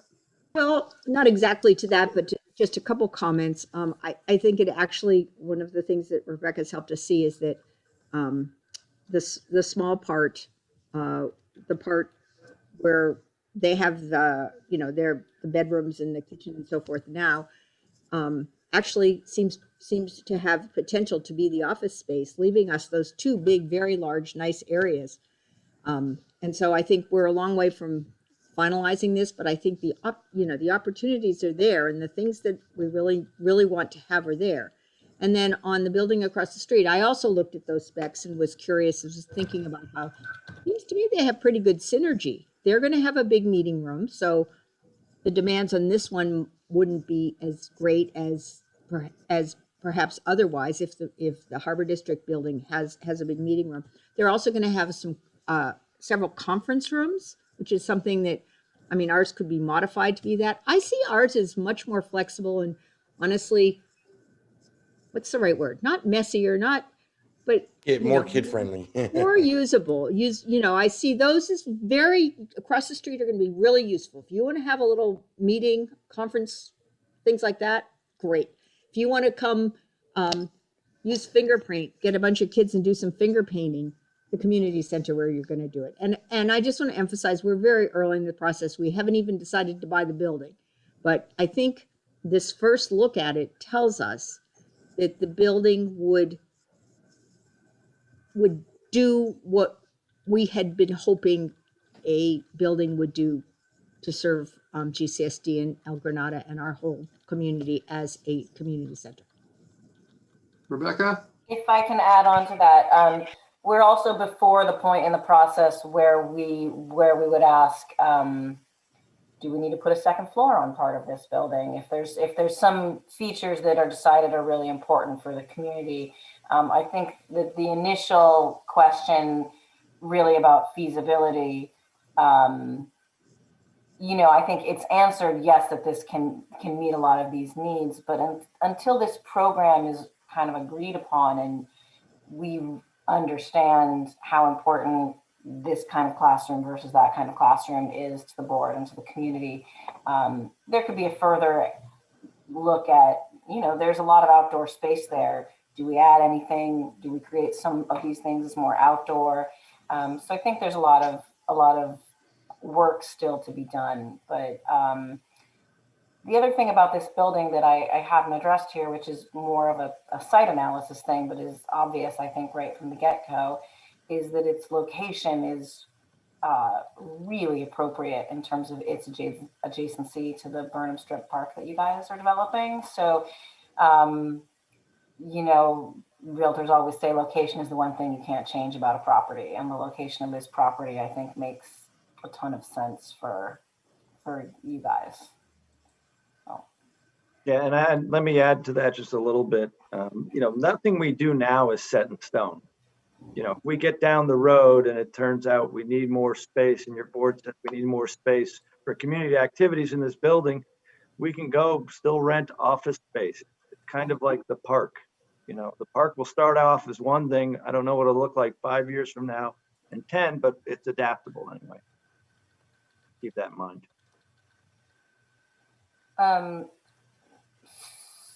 Yeah, sorry, I don't need to say Yeah.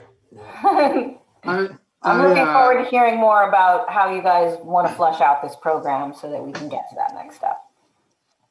I have questions, but first, Rebecca Catkin is the architect that we engaged to get this process rolling, and we hope to keep working with her. And I should have introduced you as such at the beginning of this item, so I apologize for that. And you already brought this up a bit, but it is your feeling, it sounds like, that the county would be amenable to expanding the current structure, maybe both vertically and horizontally? Yeah, you're well within the height limitations, and there is space available. So I think that'll be a question of your priorities and your budget as you get into the design process, whether you want to work with what you have or how much you might be interested in modifying it. But in terms of, the regulatory review and the siting, it seems to be a good fit for your needs. And once you guys go through your process to flush out this list that we've begun, then we can complete the analysis. But so far, all indicators are that it would be an appropriate, structure, that it would be feasible for your needs. The site for sure is feasible for your needs. Whether the building needs to be augmented is still to be determined. And thank you. This is a sort of a corollary question. I'd like to be able to assume that we could also, if necessary, since storage will be an issue, we could put other structures on the property. Yes. So we could have a big storage room.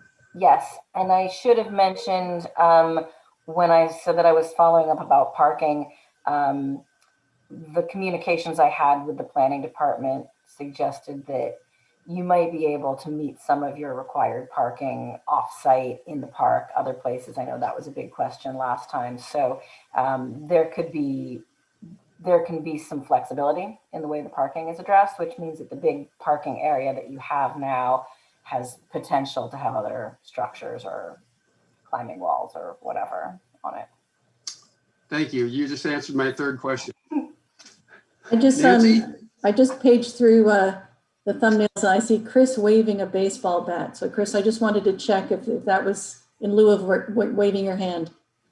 No, just keeping myself concentrating, trying to think. It takes a lot of effort for me to think, so I needed something to help me. Gotta keep your blood flow going. Okay. Yeah, thanks. Just wanted to check. Okay, well, I think. What is the feasibility also of turning the top into a rooftop space? I'm just looking at that building. It reminds me of the perfect venue where you could, there was a building in La Jolla that was just like that, where you had the top of it had some little weird stairs that went up, and then you're just overlooking everything. And I just feel like, to me, that would be something interesting to look at if there was a way to utilize that. Like a padded roof deck? I could add that. We can follow up on that, but I like that idea from a regulatory point of view. Not a problem, because you've got the height to get up there. There's an engineering question there. Yeah. Pretty likely some kind of augmentation to the structure is necessary, but pretty likely some kind of augmentation to the structure is going to be happening in any case. So I do think that space has, it's interesting because the outdoor space that exists on the ground level where the parking is has the benefit of being protected from the wind, which makes it good for certain kinds of things, but it doesn't have the great view that the front of the building has. So then potentially if you have that and you could have some kind of roof deck, that could be a very desirable community space, I think. Yeah. I would add, I think actually that's a great idea. Because one of the things that we could do with the community center is it's basically just rent out space, for people who need just a venue. One of the thoughts was, particularly with some of the rooms like a fitness room or the craft room, is to support some of our small single person businesses who just don't have a venue, but they could, rent the space for, something reasonable to, so that they could provide classrooms or do what they do, but have a space to do it. But you made me think with the roof deck of really a very desirable view space that could also be available for rental for a variety of purposes. Yeah. Pat Tierney, I see your hand up. Do you have a question or comment? You're muted. Pat, you're muted.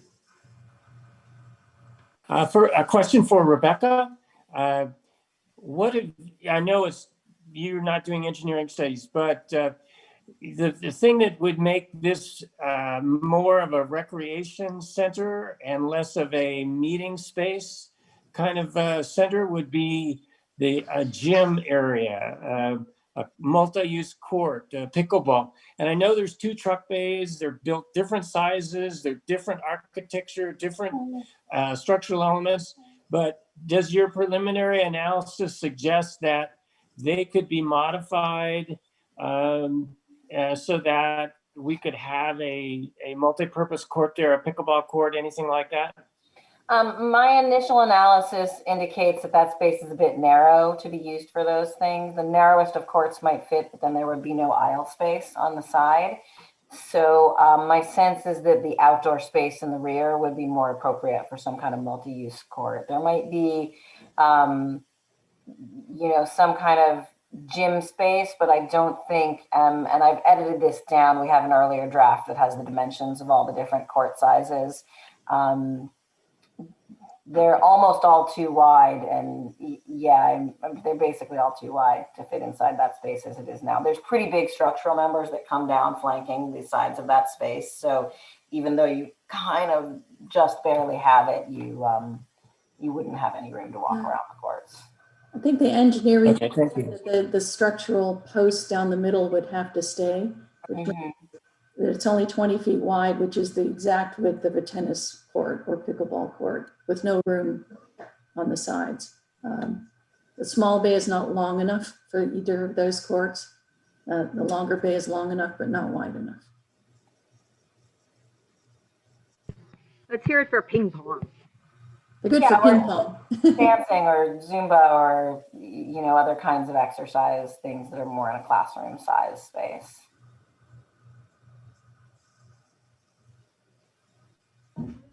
Okay, do we have any more? Any big misses on the must-haves, and we can keep going offline with developing the program. I think, Barbara, is there anything else we need tonight in terms of I direction? think that's it. I think this was a good, helpful discussion, and I got you, Chris. we'll hear more. But I think Chris wants to say something. Yeah. Sorry, I'll figure this out for the next meeting, what to do about the raised hand thing.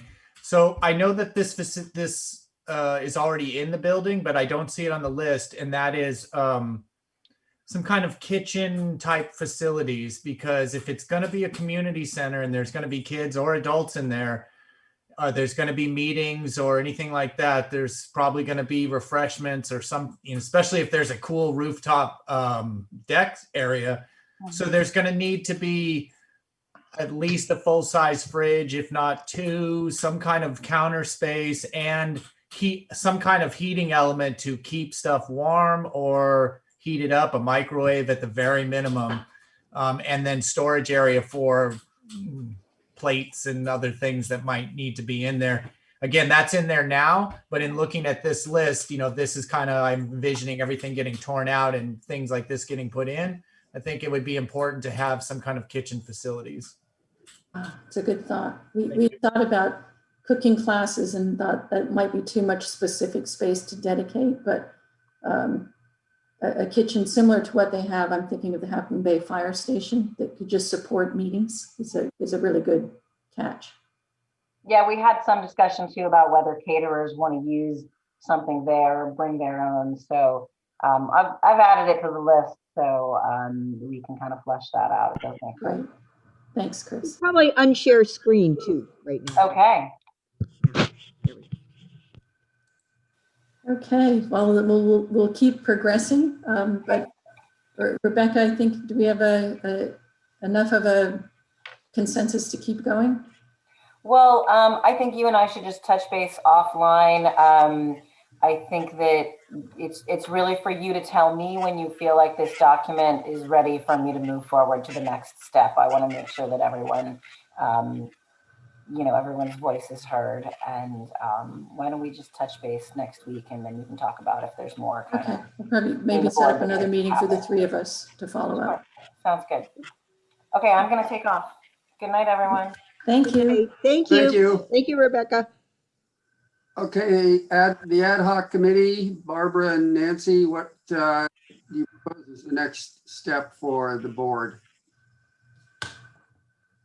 Well, the building isn't on the market yet, so our thought was that if we could really do a really good analysis of, does it meet our needs? Do we have at least an initial sense, and I'm not going to be conversant in what we put in Rebecca's remit, of what a program could look like, or a sketch of what it could look like, so that we are supporting a board decision on whether to go forward with an acquisition or not. That, I think, Barbara, is the destination we're after. I agree. And I think we're pretty much there. And if I could just get each board member, if I could get each board member to answer if you see this as more as a need for community space or office space, and because that would be important to me, just to just to get at the mindset of where each board member's at. I would like to respond to that by saying this is not and cannot be an either or situation. We need an office. We need office space. It'd be crazy to spend $60,000 a year to keep renting office space if we have a building. And we need a community center. So flexibility is key. And it's not an either or situation. And we're not prioritizing either one. As best we can, we have to prioritize both. And I understand. I guess for me, it's just that good faith agreement to say, hey, things are going to change. It might not be ping pong. It might be something else, but as long as I could get that from each board member looking me in the eye and saying, listen, the reason why we're doing this is the need for community space. And that's going to be the driving overarching theme, no matter what changes and what evolution process takes place. That would allow me to be much more comfortable and confident knowing that things aren't going to get wordsmithed out once it's all said and done. Like sometimes things do happen. And so I think that is just so you understand, it's important to me to get where each one of you guys are at in terms of that dichotomy. And that would allow me to fully get behind this and say, okay, let's do this, versus having some reservations about it. I think there's a financial argument for the district to say, rather than $60,000 a year in lease without building equity, putting our offices in whatever building we build lets us build equity and be out of that lease. But if we were just buying a building to have offices and couldn't do any more than that with it, I think that's almost a waste of energy, because $60,000 isn't that much in the big scheme of things. So we have a remit to provide parks and recreation in our charter. And so we would have to, I think, do something that really supported, at least on the scale. And remember, it's a small district, it's 2,000 households. So it's not going to be a gazillion bells and whistles. It's what 2,000 households can pay for. But it needs to be able to provide a space for community and recreation. Barbara. I agree with that. I think community needs are really important. I also think there's, again, I'm back to synergy, but I think having the staff there provides a lot of benefits, especially if we have additional staff. It's a logical place. The park staff's across the street from the park instead of around the corner. Financially, it's financially prudent to use that $60,000 to benefit the community rather than to pay rent on a building, and just a lot of things. But David, I feel like we're still early in the process. We're going to drive what goes into this building, and I am not worried that you're not going to get the community serving uses that you want. I think you will. I think we're all supportive of it.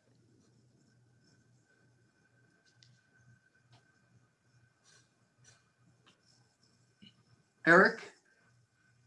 I just have a question about the building itself. Have we heard anything from the fire district about what they're planning to do with it, when they're planning to do it?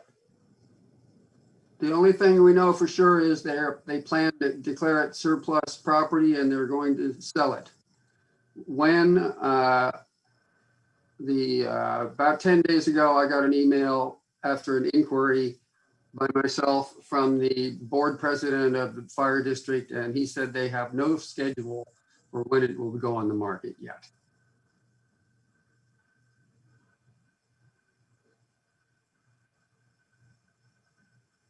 Any other comments or questions?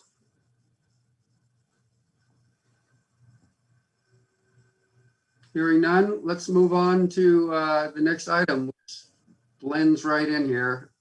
Report on parks and recreation activities. Pat, do you want to do a brief on the upcoming meeting? I don't know, I think everybody who's on the call knows that Claudia Marshall is no longer, we don't have a rec coordinator to do it. I can speak to the next PAC committee meeting and invite the board members.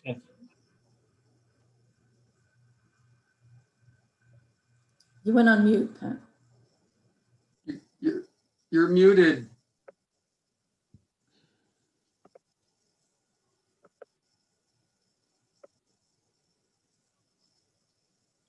I think we lost him. Okay, let's try it again. So February 1st, I'd like to invite the board members as well as the general public to participate in the PAC committee meeting.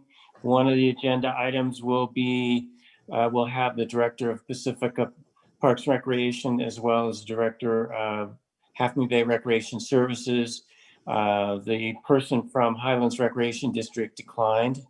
So we'll have those two people to talk about their community centers and for the public and the PAC to be able to ask questions about, what really works in a community center, what has been their experience. So it's just an exploratory opportunity to see about the ideas and concepts behind community centers and what's most popular, knowing that we're not going to be able to duplicate either one of those because we're too small. We're much smaller size, and we may have, size constraints with the fire station if that's what is used. For example, a swimming pool was very popular in the community survey, but not only is the size that required for that is tremendous, but the operating costs and maintenance are just tremendous. Very, very expensive to operate a pool. So anyway, that's going to be a good opportunity to talk about community centers. Nancy, if you want to, are you going to report on PAC actions? You're muted. PAC, we don't have any new PAC action since it hasn't met since November. As you all know, I'm no longer a member of PAC, so there are still six members of PAC. Pat is current vice chair, and at the first meeting of the year each year, typically PAC nominates and elects its chair and vice chair. So Pat is going to be chairing that meeting. I'll be in the audience for that one. Pat, you also, I think, just had on, well, what else you had on the agenda. Yes, other agenda items are the current status of the recreation staff at the district and where is that headed? And what role will the PAC need to play if there is not a recreation staff person on board? As you might recall, 2 or 3 years ago, the PAC members had to get the ball rolling, had to put in personal time to get contracts signed, and it wasn't a very smooth or good process. So if we want to avoid that kind of situation again, then the district really needs to think about that and where that will be. For instance, right now we're already behind in planning for summer activities. We don't really know COVID yet, what that will allow us to do, but normal community recreation departments are planning already for the summer and putting together brochures and catalogs, which require contracts and instructors and other things like that. And we're small, understand, but something to think about. That's going to be an agenda item. I don't know how much we'll be able to discuss it, but it'll be an agenda item. But I really would like input from the board on that. It's not a PAC decision, obviously. Let's see, what else do we have going on for the next meeting? I'm away from my office. As you can tell, I'm in the mountains. Nancy, was there something else on the agenda that you saw? No, it was an update on the Burnham Park planning, which is ongoing. It's preparation for submitting documents for permitting, and an update on the pump track. Probably isn't going to be much more progressed from what we heard tonight, and on the community center. So I think it was your main things were I think panel discussion with the other community center leads will be really the main event for that meeting. And it will be up to the new PAC chair, whoever that is, to also put together a plan for the PAC, a work plan for the PAC. And this is where we would really need the board's feedback on what you see us, how we can help you, what kinds of things we can do in the next 3-4 months, so that you give some direction to the PAC so we can get prepared for it and so forth. So for instance, do you want the PAC to do the brochure, put together a brochure? That's just a for example. So those are some things that we hope to discuss at the next PAC meeting, February 1st.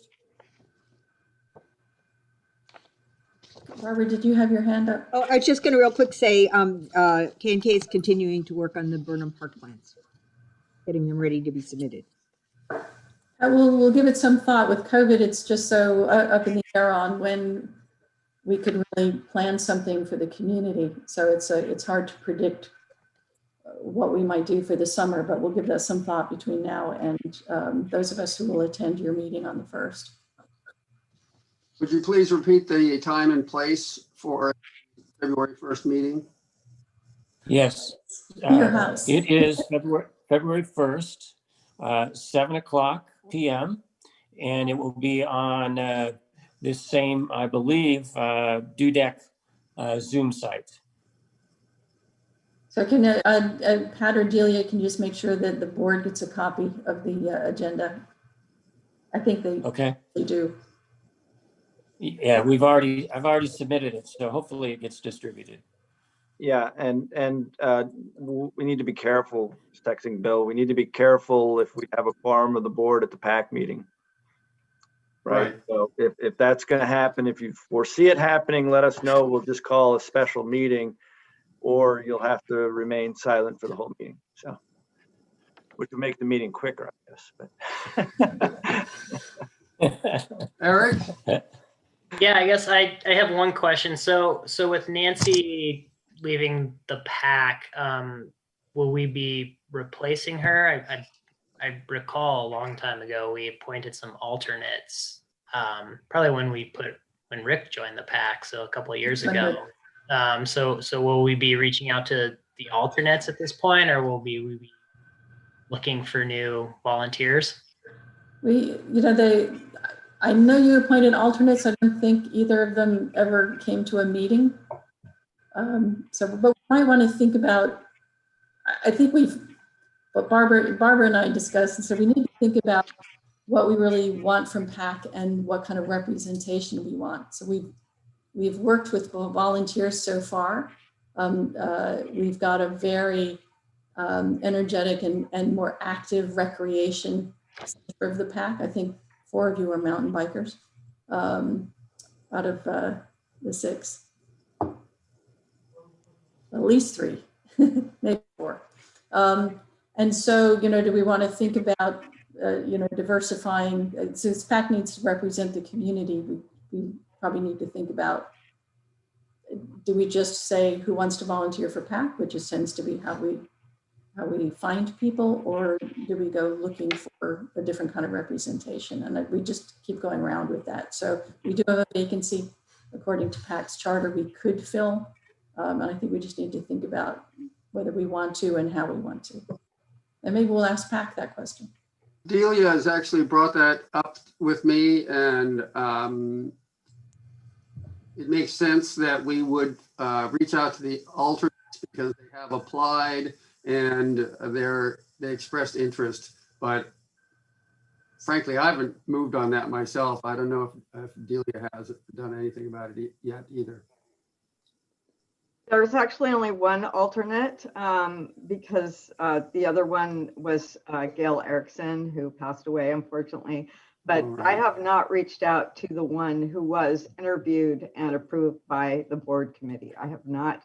I had instructed Claudia to do that, but she was basically put on hold, and that's where it stands right now. And we had briefly maybe talked about even making the PAC slightly bigger because we have had so much community interest in this. And that's one of the reasons we are trying to figure out whether there should be any kind of change in the structure of the PAC. But it seems like now we're just like getting going again, and maybe we have 2 vacancies, right? So maybe I think just 1. Well, you and we had somebody leave the committee, right? No. I think it's just 1. In fact, all the other 6 were here for the pump track part of the meeting. Okay. So it's just 1. I'd be open. I'd be open. Go ahead. We've just had a lot of interest in various other aspects, and we just need to, I don't know. It's just not quite clear the direction to take how would we get maybe bring in some new blood to the PAC, which is not to say we don't love the people who are already there. So I don't know. Delia, do we have policies and procedures for the PAC? Yes. Yeah, so maybe we need to look at that because we talked about Nancy has to leave because she's joined the board now. So, and I think one of the policies there is you can't be a board member and be on the PAC as well. So. Right. And advise yourself. And I did the same thing when I left the PAC. So. Right. Okay. Yeah. So let's bring it. Should we put it on the agenda for next month and just think about ideas? Or maybe it stays exactly the same. I'm okay with that. I just think it's a good time to think about now that maybe we have some different kinds of things on the agenda. Do we want to make any changes? And Delia, to that end, could you circulate those policies and procedures? Sure. I looked for it on the website. I couldn't find it for some reason, or on our internal. I don't think it's on our website, but I have the document. No, I meant Dropbox. I didn't mean our website. Yeah. It's there. Yeah. Yeah. I have a question, Fran. Delia, This is Fran. Can I have one moment, Fran. Delia, would you please reach out to that alternate and see if that, I don't even remember his or her name, if that person is still interested. And I think we should put this on next month's meeting agenda to decide,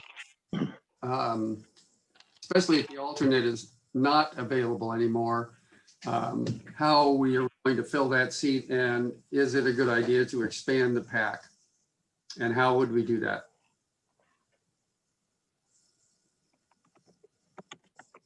Okay, Fran, did you want to say something? Yeah, I have a question. I didn't hear earlier. Are you looking for a replacement for Claudia's position? No, not at this time. Really? Don't you think you need somebody to help?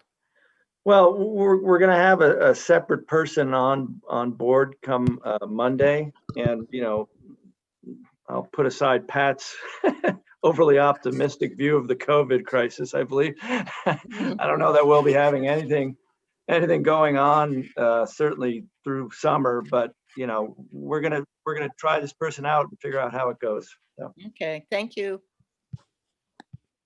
Rick, you unmuted. I just noted, did you want to say something? No. Am I unmuted? Oh, wow, look at that, I'm unmuted. No, just the pack representation about being just mountain bikers, I think that's not accurate. I think most of them surf too, and a lot of them fish as well. So No, I think my point was, it's a very active oriented pack. Oh yes, I don't do a lot of sitting still. I don't Yeah. represent that community very well, I'm sorry. Nor Susanna, nor Michelle, nor Pat. I tried to sit quietly through most of this meeting and I failed miserably. All right, next meeting. We'll talk about this more.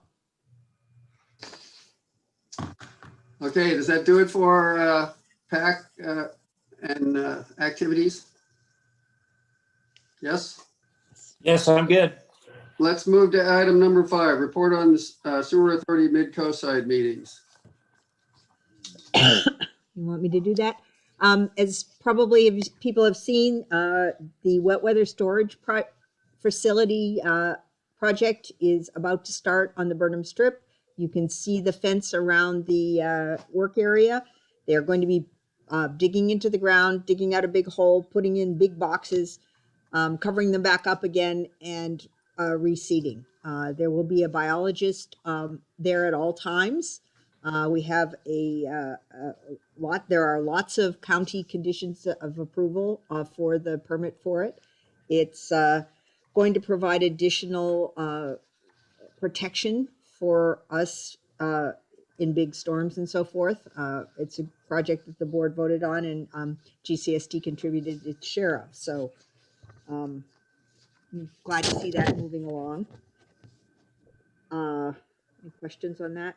I'm happy to say I have the flow stuff. Oh, it just disappeared, didn't it? This is for November. We're still way low.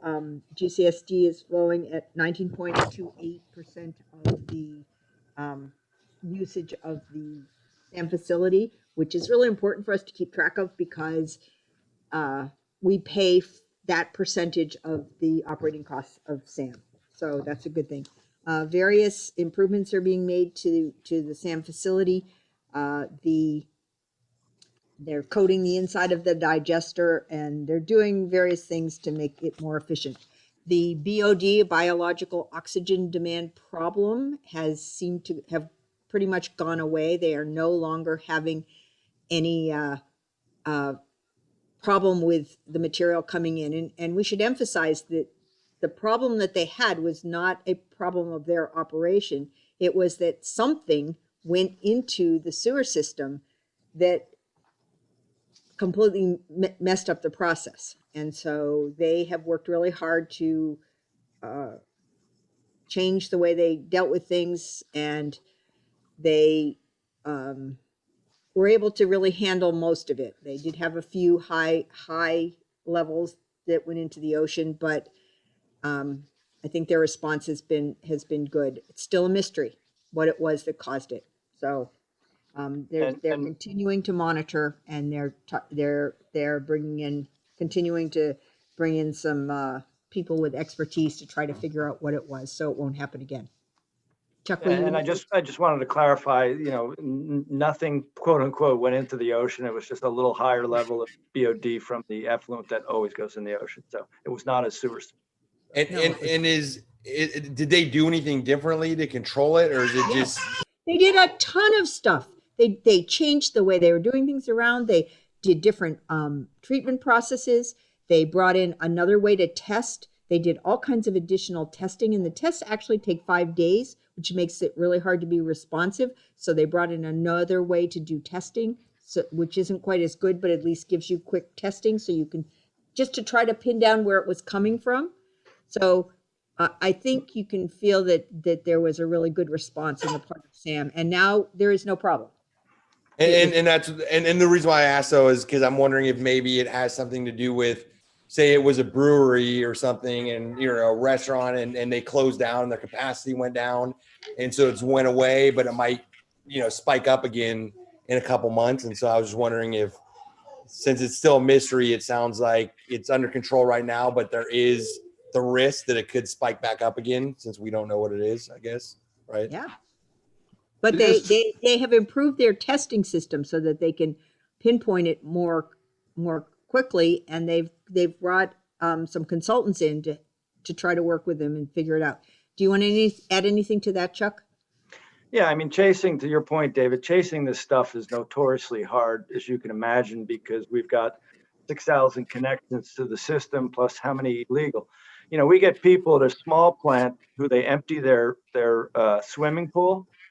Well, that's 35,000 gallons of chlorinated water. And if you got a small plant, that's doing a job on the biological process. So yeah, it's tough to track down. And I'll add on the report, the SAM board finally approved the easement for the wet weather storage project. So we've got that going. So that's good news.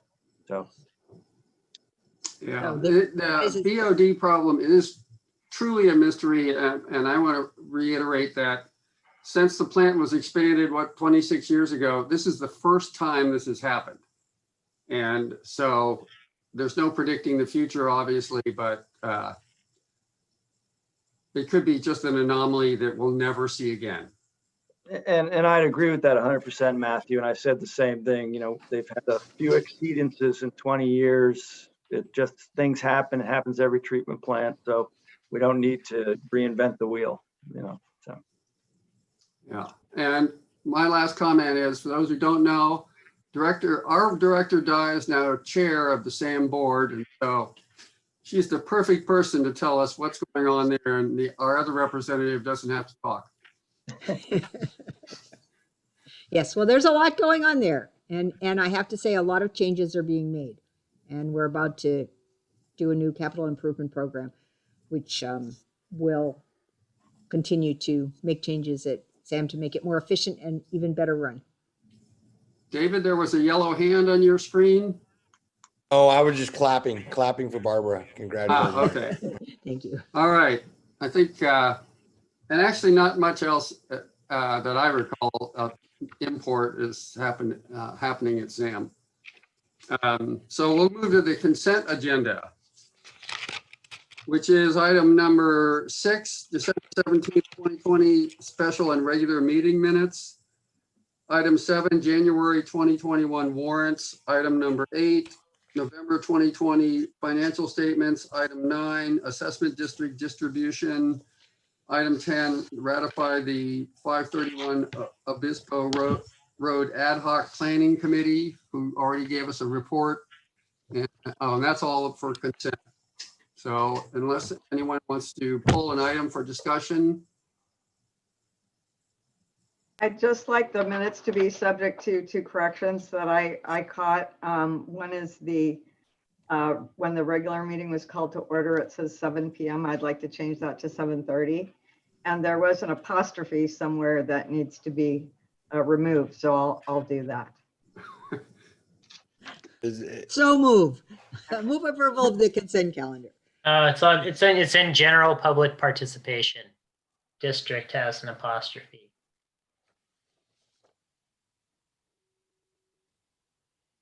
And I will second. Okay, with that amendment, those amendments to the minutes, let's vote. Chuck? Director Marsh. Aye. Director Clark. Aye. Director Sukumal. Aye. Director Dye. Aye. And Director Seaton. Okay, motion passes. Motion by Director Dye, seconded by Sukumal. Motion passes 5-0. All right, moving to item 11, report on seminars, conferences, or committee meetings. Do we have any? Nope. Hearing none. Item 11, attorney's report. Matthew, I just want to confirm, because you started before I was back on the Zoom call. when you convened, did you? Yeah, we note did, there Bill. were no Yeah. reportable actions? Yeah. Yes. Okay, great. Thank you.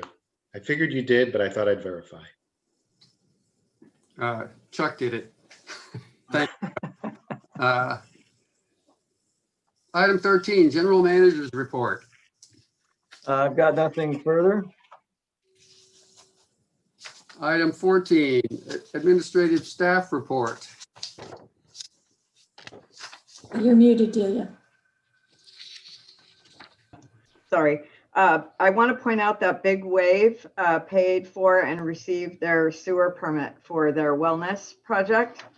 And I mentioned as well that the new assistant, Nora, I'm really excited, will start on Monday. So I hope to have her participate at least for the beginning of our next meeting in February, where she can be introduced to everyone. That'd be great. And nothing further. Yeah, is that all the permits that Big Wave needs, or is that for the? Well, there's They're they've been redesigning the main still, aren't they? they've been issued a class 3, but they changed how that was going to be routed. Most of it's going to be on private property now. And our district engineer is still waiting for the new plans. But they can actually work concurrently with both permits now, so. Okay, I see. Okay. Hey, I have a question, Delia, for you. Do you still need me to sign our updated checking cards? No, it's too late now. Yeah. In fact, Chuck, you had wanted to mention something to the board about the problem that we had with the deposit issue from our current bank. Oh, with the bank. Yeah, thanks for reminding me. Yeah. So Delia has been, what's the name of our new bank, or not so new Our anymore? current bank is Tri-Counties. They're local in Half Moon Bay. Right. So Delia had deposited a check, and this is from the county, and the check wasn't available for funds. It didn't clear for 2 weeks. They held it for 2 weeks, yes. Yeah, 2 weeks, which is problematic, obviously, because these are large checks and whatnot. And this is the first time, banks usually play the game where they hold it a day or two, even though they don't need to. But 2 weeks is, excessive, and, we're losing interest on that. It's not a heck of a lot right now, obviously, but so we may be looking at different banking options. We left Wells Fargo because they did a bunch of evil things, if you will. And, I don't know that this bank's any better. It's just a different kind of manipulation. So. Have they told us that's an unchangeable policy? They hold checks for 2 weeks? That's ridiculous. It was because of the amount, and they worked with me we've only had one other large deposit like that since we started banking with them, and the manager was on staff, and I was able to go into the branch, and she was able to call and verify that it cleared and they released the funds, but I wasn't able to do that this time. So, and I assume that this is their policy on checks over $1 million. It was over $1 million. So, but they did put it on hold for 2 weeks, and it made me very unhappy. So not real thrilled with that. Barbara. I have heard of others having problems, administrative problems with that bank. I know that you were encouraged to make a change, and I know it's a total pain to change banks, but depending on what you want, should be what you want, but you might want to ask around if there is another local bank. Yeah, well, I was considering non-evil bank. Yeah, I was considering the same bank that the county banks with, which is what was it, Chuck? I forgot. Union Bank of California. Yeah, and they can do remote deposits, which would be really nice because it saved me the trip to the bank. Their branch is over the hill. However, Chuck had some issues with some concern about their fees that they charge, and the how difficult it was to calculate how they do their fees. So yeah. I'm still checking in. Yeah. So I appreciate your point, Barbara, and we're going to look at different banks. But yeah, we used Union Bank down here, and they instituted a new fee structure, and it was undecipherable. So one day, one month you'd get $700 in fees, then it'd be $452, and you couldn't figure out why. So there were 17 parameters they used to decide the fees. So Oh, that's my. why I said they're all different kinds of evil. So Yeah. There's evil and incompetent. yes, it might be a mixture. So I'll be working on that in the future. Okay, and that's all we've got. I have questions on the engineer's report. Yeah, I was going to get to that next. Yeah. John provided his engineer's report. Probably the thing that jumps out the most is something I touched briefly on at our last meeting. We are trying to get a CDP from the city of Half Moon Bay to build our new relocated sewer main to take the sewer main off the Medio Creek Bridge. And all of a sudden, the city is dragging their feet on issuing the CDP. And it has something to do with the Casa Mira project. And there's a lawsuit involved there. And the Casa Mira people have sued the city of Half Moon Bay and the Coastal Commission, I believe. And so there's some negotiations there. Problem is, it's holding up our project. And, we're building our project on state parks lands. And we've sent the city of Half Moon Bay proof that it's state parks land. And they're just stonewalling us, basically. So, I mean, it hasn't hit a point, but it's going to hit a point quickly where Bill's going to be picking up the phone and calling Half Moon Bay's attorney and saying, what's the deal with this? Because it's unacceptable. So We're in that lawsuit too, by the way. Right. Yeah. But So- it's not impacting our ability to do this project, really. You don't see that it puts any constraints on us. If they don't issue a CDP, No, the yeah. lawsuit itself isn't putting constraints on Oh, no, our no. ability. No, but Chuck was talking about how they're in settlement. I understand. discussions, and Yeah. so Yeah. just wanna- Yeah, no, the lawsuit is not. Were we named a party in interest, Bill? I can't remember. Yeah, we're a real party in interest. Real party in interest, yeah. So But you're saying that the city feels that the lawsuit is somehow impacting them, and your speculation is that because of the lawsuit, or they're saying this, that's why they're holding off and granting us the coastal development permit we need to move the sewer line? yeah, I think there's issues with if the condos need to be relocated, where will they be relocated? And we don't get any. State parks land, can they? The city's contention is that it's not state parks land and that it's a paper street and therefore it's the city's. So it's almost the opposite, but very similar to this whole Balboa median. Remember that, where, who owned it, and the county said, no, we don't own it. The adjacent property owners own it, but you got to get a permit from us to use it. So it's kind of the same illogical vein. And, it's I think kind of the opposite. They're saying, that's what I said. Yeah. They use it when they want to, and they don't use it when they don't want to, and now they want to use it. So, yeah. So for now, we have the sewage being pumped across the bridge, not in the big pipe that it used to be in, but in a little pipe that I see where I was looking at the money. We're actually spending quite a bit of, I mean, not a lot, but money on monitoring that. And, right. Having somebody manage that process and monitor it. And if they take down the bridge and we have not been able to put the line up in the state parks easement, then we're going to have to somehow what are we going to have to do? We're either going to have to leave the line in place as they construct the bridge, which will be a mess engineering, or we can put a high line from that manhole on the south side of the creek up to a surface line? A surface line? No, it'd be a trenched line. Yeah. We'd have to put a line on, so it would cost us a ton of money to put it under the ground. Yeah, not a ton, but yeah, a bunch of money, certainly, yeah. And that's why we were trying to push this along, right? Well, it's a 2-inch line that we can cut the asphalt and run it over there, right? But wouldn't we need a permit from the city? Well, at some point in time, we do what we need to do. So,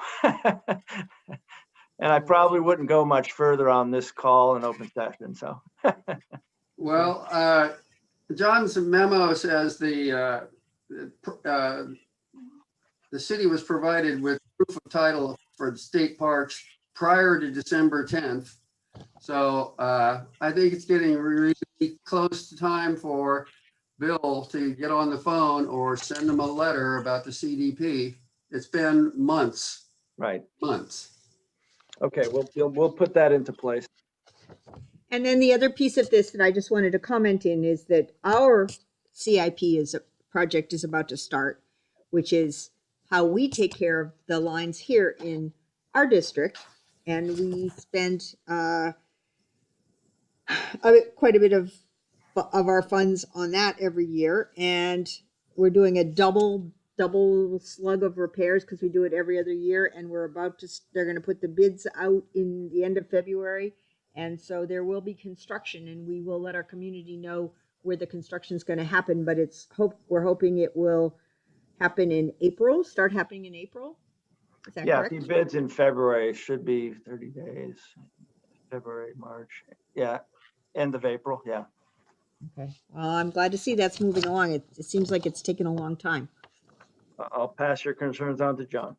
Oh, I'm glad it's getting done. That's what I'm saying. That's all I have. Okay, last item, future agenda. Oh. We're anyone's gonna got have anything, how to reinforce the PAC committee, so it should be, we hope, next month. Yep. Did we talk about last time having the bridge specifically as an agenda item? Pat had brought it up, Pat Tierney. Yeah, he had talked about, but what he was talking about, David, was out of our scope. You know, we don't have an opinion on where the bridge goes or whatnot. All we care about is how we get our sewage from place to place. So Even as a Parks and Recs issue? even as a Parks and Recs issue, because that's not on land we own, that's the county's, and it's just a bridge. So it's neither a park nor a recreation facility that we own. I think from a recreation good. standpoint, having a continuity of the trail is a rec thing, but I don't think that the location of where that continuity is a rec thing. So as long as they're going to connect it, then I think rec. And let's not lose sight of the fact that we are indeed a Parks and Rec district, but we are not the only, I don't want to get to technicalities, but the county has parks out here in our district as well, and you know, trails like that too. So we don't have jurisdiction over all parks within our boundaries. And We that's have the no California, that's the jurisdiction. California Coastal Trail, and the north side is county property and the south side is city of Half Moon Bay.